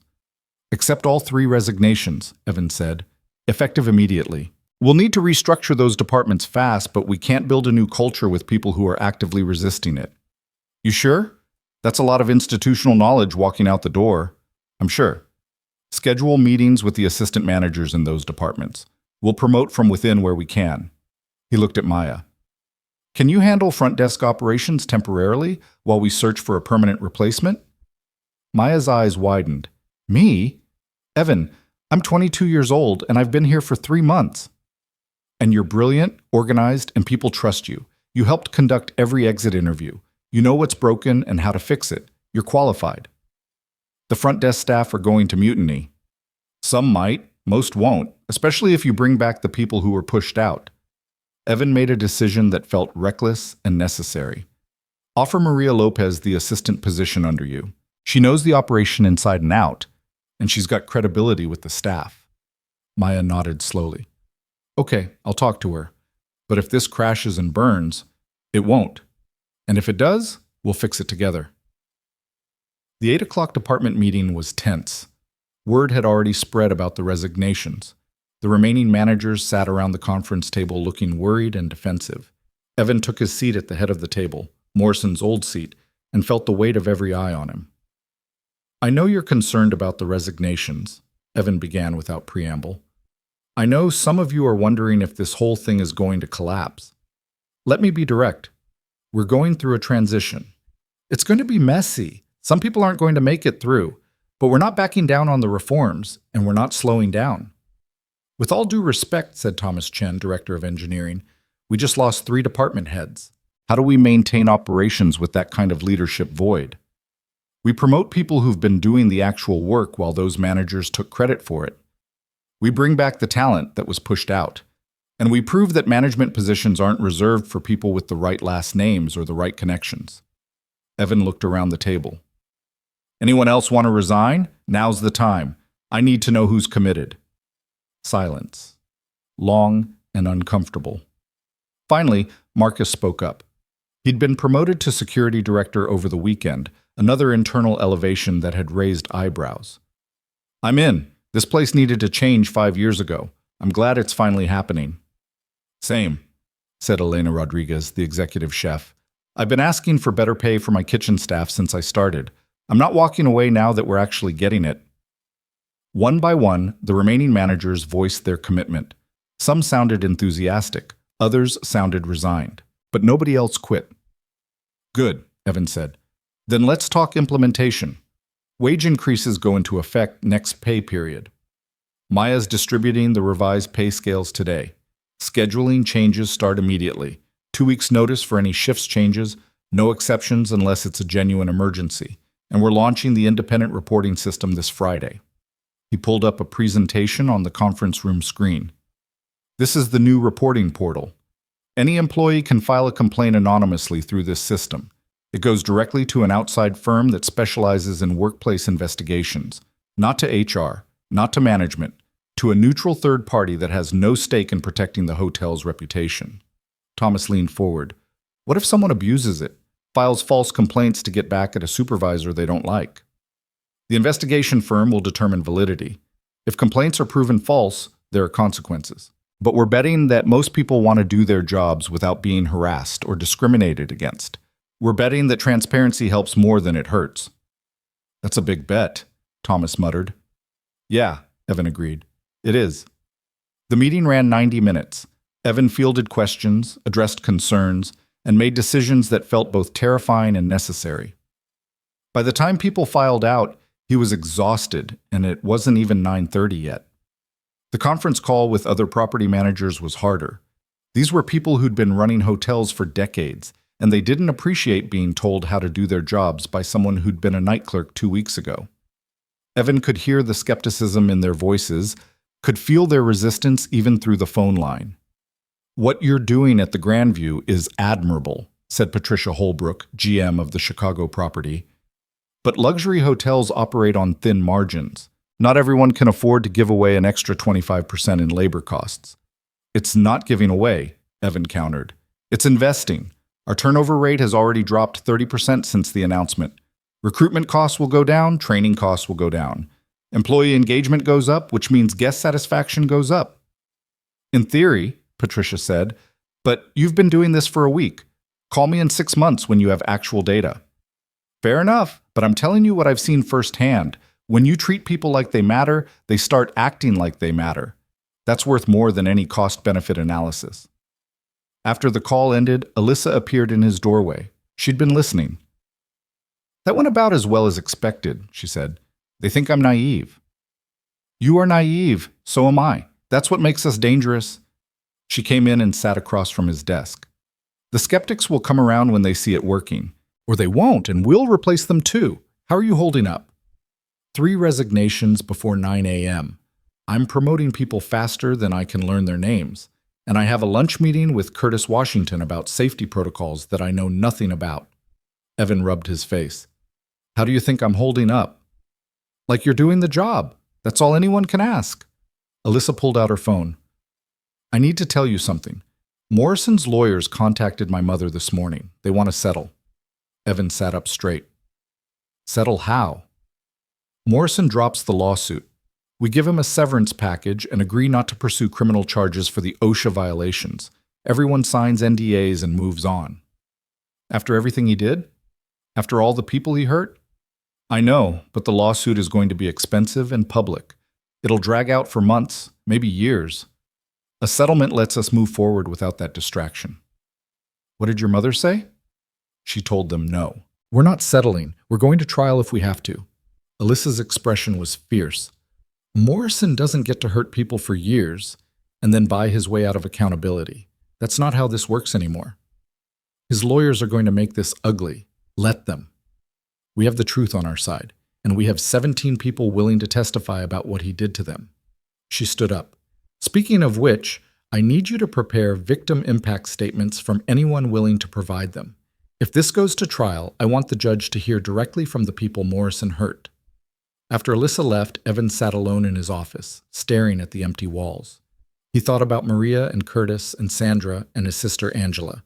He thought about all the people who'd been pushed out, pushed down, pushed aside by a system that valued compliance over humanity. Then he picked up the phone and started making calls.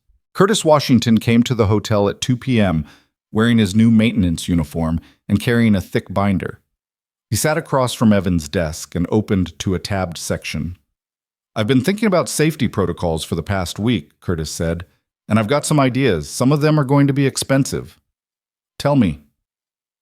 For the next hour, Curtis walked Evan through a comprehensive safety overhaul. Updated gas line inspections, new protocols for reporting hazards, mandatory safety training for all maintenance staff, a whistleblower hotline specifically for safety concerns, emergency response procedures, equipment upgrades. "Bottom line," Curtis said, "if we do this right, we're looking at about $200,000 in immediate costs plus ongoing training and inspection fees." Evan didn't hesitate. "Do it. All of it.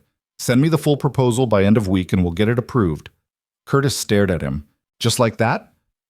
You're not going to argue about cost-benefit or ROI or—" "You're the expert. If you say we need it, we need it. Your job is to keep people safe.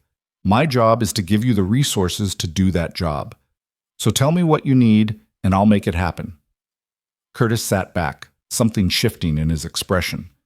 "You know, when that recruiter called and said I could have my job back, I almost hung up. I thought it was a scam or a cruel joke, but Maya was persistent. She called me 5 times. She's good at her job." "So are you, apparently." Curtis closed his binder. "I'm glad I came back. This feels different, like maybe it could actually work this time." "It has to work. Too many people are counting on it." Over the next 3 weeks, the Grandview transformed. The wage increases hit paychecks, and Evan watched people's faces light up when they checked their bank accounts. The new scheduling system went live, and suddenly single parents could plan their lives more than 3 days in advance. The independent reporting portal launched, and complaints started flowing in, some legitimate, some petty, all taken seriously. Maya excelled as acting front desk operations manager, bringing a fresh energy and genuine care that the department had been missing. Maria Lopez became her right hand, training new staff and rebuilding the culture one shift at a time. Together, they created something that felt less like a workplace hierarchy and more like a team. Curtis overhauled the maintenance protocols, conducting comprehensive safety inspections that uncovered issues that had been ignored for years. The gas line repairs alone cost $70,000. Evan approved it without blinking. The hotel's guest satisfaction scores started climbing. Reviews mentioned staff who seemed happier, more engaged, more willing to go the extra mile. Occupancy rates ticked upward. And slowly, grudgingly, the skeptics started admitting that maybe the reforms weren't completely insane. But it wasn't all smooth. There were setbacks. A few employees filed complaints through the new system that turned out to be retaliatory rather than legitimate. 2 guests left negative reviews specifically complaining about political correctness in hiring. And Morrison's lawsuit continued to grind forward, generating occasional negative press. One evening in late November, 6 weeks after the press conference, Evan sat in his office going through the latest legal filings when his phone rang. Unknown number. "Evan Carter," he answered. "Mr. Carter, this is Daniel Morrison, Robert's father." Evan's hand tightened on the phone. Daniel Morrison was the patriarch of the Morrison family, the man who'd built the family's stake in Grant Hotel Group decades ago, before Alyssa's grandmother bought him out. "Mr. Morrison, what can I do for you?" "You can stop this witch hunt against my son." Daniel's voice was cold and precise. "Robert made mistakes, I'm not denying that. But destroying his entire career, humiliating him publicly, taking away his livelihood, that's excessive. That's vindictive. Your son sexually harassed employees and retaliated against people who reported safety violations. One of his decisions directly led to a worker being seriously burned. That's not a mistake. That's a pattern of abuse. Robert was following standard industry practices." "Then the industry is broken," Evan interrupted. "And we're fixing it." "You're a crusader," Daniel said, and it wasn't a compliment. "You think you're some kind of hero, don't you? Standing up for the little guy, fighting the system. But you're in over your head, Mr. Carter. You've been in hospitality for 3 years. You don't understand how this business actually works. I understand that people matter more than profit margins. Idealism doesn't pay the bills. Ask Alyssa Grant in 2 years when her hotels are failing and her employees are out of work because she couldn't afford her social experiments. Is there a point to this call, Mr. Morrison? Daniel was quiet for a moment. I'm offering you a way out. Drop the lawsuit. Agree to a settlement. Let my son move on with his life. In return, my family won't make this personal. We won't go after your reputation. We won't make things difficult for your daughter. The threat was thinly veiled. Evan felt ice slide down his spine.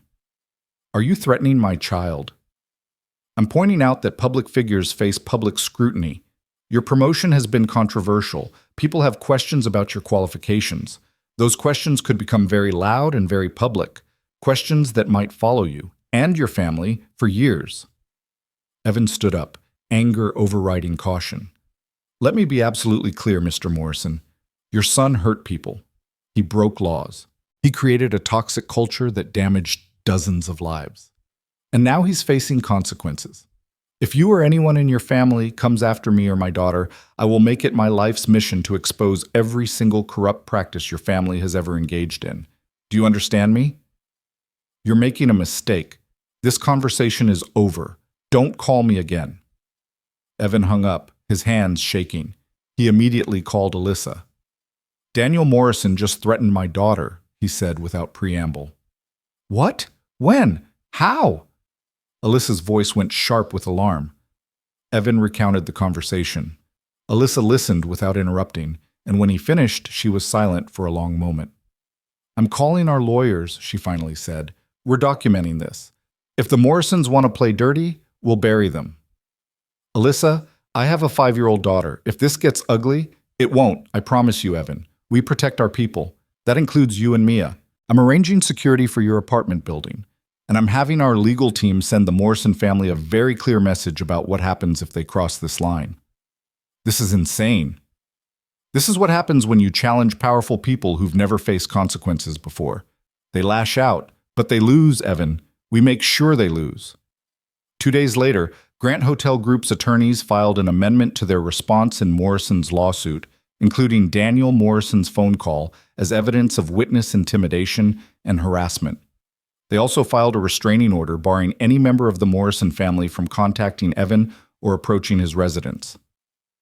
The story hit the press. Public opinion shifted hard and fast. Whatever sympathy Robert Morrison had managed to generate evaporated when people learned his family had threatened a single father's child. Labor organizations that had been cautiously supportive became vocally defensive of Evan. Former employees came forward with additional stories about the Morrison family's history of retaliation and intimidation. Within a week, the Morrisons' lawyers were back at the negotiating table, but this time they weren't offering settlements. They were begging for mercy. The trial never happened. In mid-December, Robert Morrison dropped his lawsuit entirely, issued a public apology, and agreed to attend mandatory anti-harassment training. The Morrison family sold their remaining shares in Grant Hotel Group's parent company, severing all ties, and Daniel Morrison released a statement admitting his phone call to Evan had been inappropriate and regrettable. Evan didn't feel victorious. He felt tired and relieved and grateful it was over. On Christmas Eve, the Grandview threw a staff party. It was Alyssa's idea, a celebration of the changes they'd made and the culture they were building. The ballroom was decorated with lights and garland, and for one night, employees weren't serving guests. They were the guests. Evan stood near the buffet, watching people laugh and dance and enjoy themselves. Curtis was showing someone pictures of his daughter's college graduation. Maria was dancing with Maya, both of them giggling like teenagers. Marcus stood by the door, technically working security, but mostly just smiling at the scene. Alyssa appeared beside Evan, holding 2 glasses of champagne. She handed him one. "Merry Christmas," she said. "Merry Christmas. This was a good idea." "I have them occasionally." She clinked her glass against his. "We did it, you know. We actually changed things." "We started changing things," Evan corrected. "This is just the beginning." Always the perfectionist. But she was smiling. Guest satisfaction is up 40% from 6 months ago. Employee retention is up 63% down. We're profitable for the first time in 3 years. And 7 other grant properties have voluntarily adopted our reforms because they've seen the results. The Chicago property? Patricia Holbrook called my mother yesterday and asked for implementation support. Turns out, data beats skepticism. Evan took a sip of champagne. It was good. Better than anything he'd ever tasted. What happens now? Now we scale it. We take what worked here and implement it across all 32 properties. We become the model for how hospitality companies should treat their employees.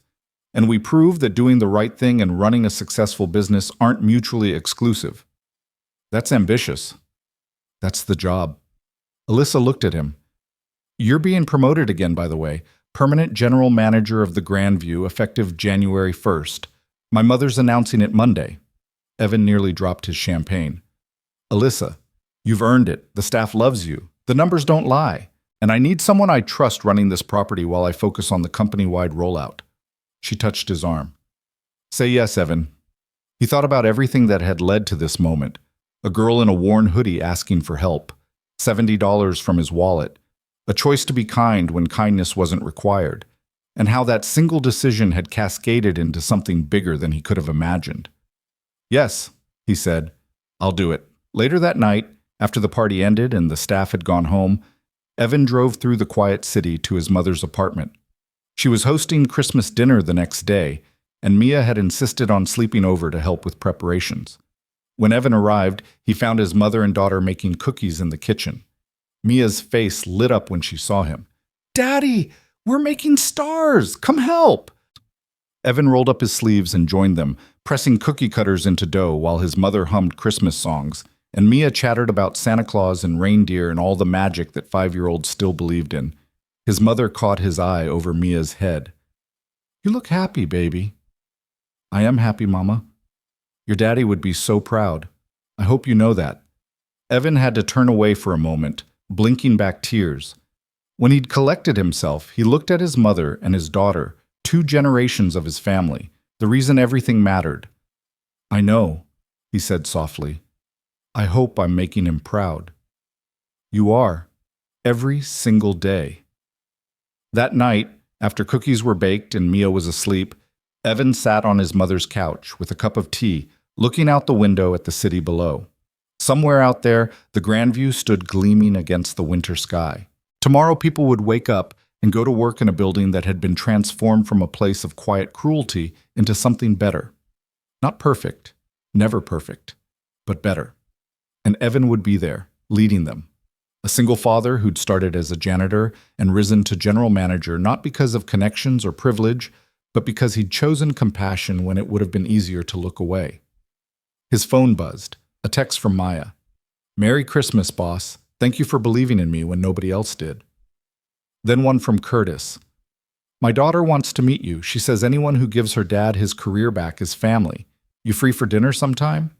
And finally one from his sister Angela, who'd accepted the reinstatement offer and was back in housekeeping, already being groomed for a supervisory position. Best Christmas present ever was getting to walk back into that building with my head held high. Thank you, little brother, for everything. Evan read the messages and felt something settle in his chest. This was what success looked like.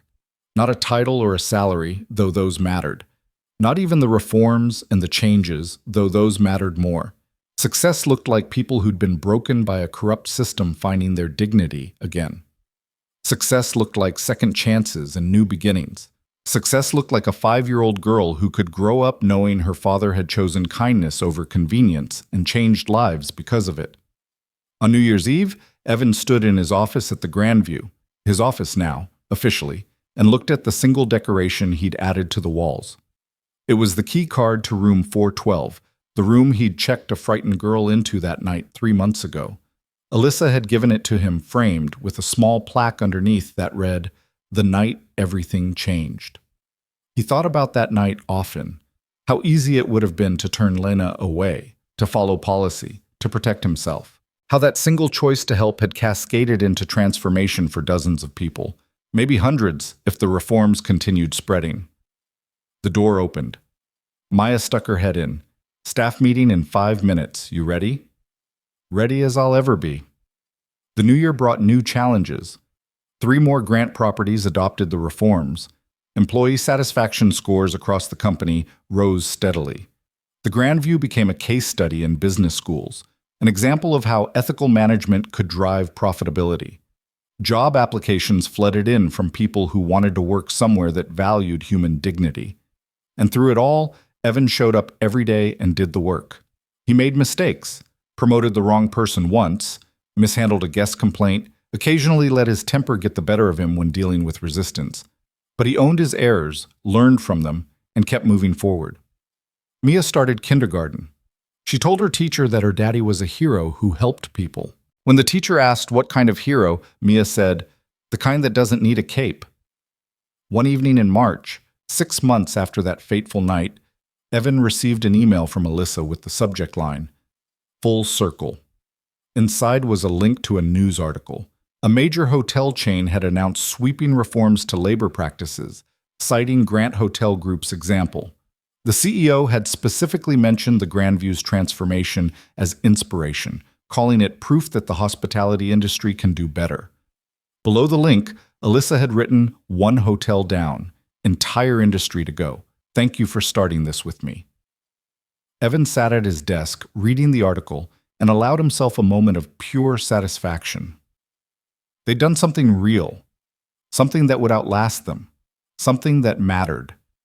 He thought about writing back something profound, but instead he just typed, "Thank you for seeing who I could be before I saw it myself." As spring turned to summer, the Grandview thrived. The Employee Assistance Fund Alyssa had created, seeded with Evan's original $70, had grown to help 18 staff members through emergencies. Curtis's safety protocols had been adopted company-wide, preventing 3 serious accidents at other properties. Maya had been promoted to regional operations manager, overseeing front desk operations at 5 hotels. And Maria Lopez was finishing her degree in hospitality management at night school, with the company paying her tuition. On a warm evening in June, almost a year after everything began, Evan stood in the Grandview's lobby watching the evening shift change. New employees greeted regulars by name. The front desk staff smiled genuinely. The housekeeping team moved through the space with dignity and purpose. Everything hummed with the quiet efficiency of a well-run operation built on mutual respect. Marcus walked by and clapped Evan on the shoulder. "Looking good, boss." "It does, doesn't it? You know what the difference is between now and a year ago? Tell me." "People aren't afraid anymore. They're not waiting for the other shoe to drop. They actually believe this is real." Marcus smiled. "You did that." "We did that," Evan corrected. "All of us." That night, Evan picked up Mia from his mother's apartment and took her for ice cream. They sat on a bench outside the shop, watching people walk by, enjoying the summer evening. "Daddy," Mia said around a mouthful of chocolate, "are you still happy at your job?" "Yeah, baby, I really am." "Good, because you smile more now, and you're home more, and you don't look so tired all the time." Evan pulled her close. "You know what the best part of my job is?" "What?" "I get to help people who need it, just like someone helped me once, and that makes everything else worth it." Mia thought about this seriously. "Like paying it forward?" "Exactly like that." "Then I want to pay it forward too when I grow up." "You will, sweetheart. I know you will." They finished their ice cream as the sun set, painting the sky in shades of orange and gold. Somewhere across the city, the Grandview Hotel stood as testament to what could happen when one person chose compassion in a moment when they could have chosen safety. When someone decided that kindness mattered more than convenience.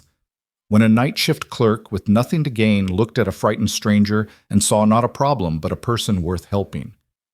That single choice had rewritten Evan's life, transformed a hotel, and started a movement that was spreading across an entire industry. And it all began with $70, a worn hoodie, and the simple decision to be human when the world expected him to be heartless. Sometimes the moment that almost costs you everything becomes the doorway to the life you never thought possible. Sometimes the choice to help when no one's watching is the choice that changes everything. And sometimes being kind when it's hard is exactly what the world needs to become a little bit better. Evan Carter had learned that lesson on a cold night in November, standing at a hotel desk, reaching for his wallet. And every day since, he'd been teaching it to everyone around him, not through speeches or grand gestures, but through the quiet, consistent practice of treating people with dignity. That was the real transformation, not the policies or the promotions or the press conferences, but the moment-by-moment choice to see people as people, to lead with compassion, and to believe that doing right by others would eventually lead to everyone rising together. The Grandview Hotel had been built on marble and crystal and the presumption of elegance, but Evan Carter rebuilt it on something stronger, the belief that every person who walked through those doors, whether in a tailored suit or a threadbare hoodie, deserved to be treated with respect. And that belief changed everything.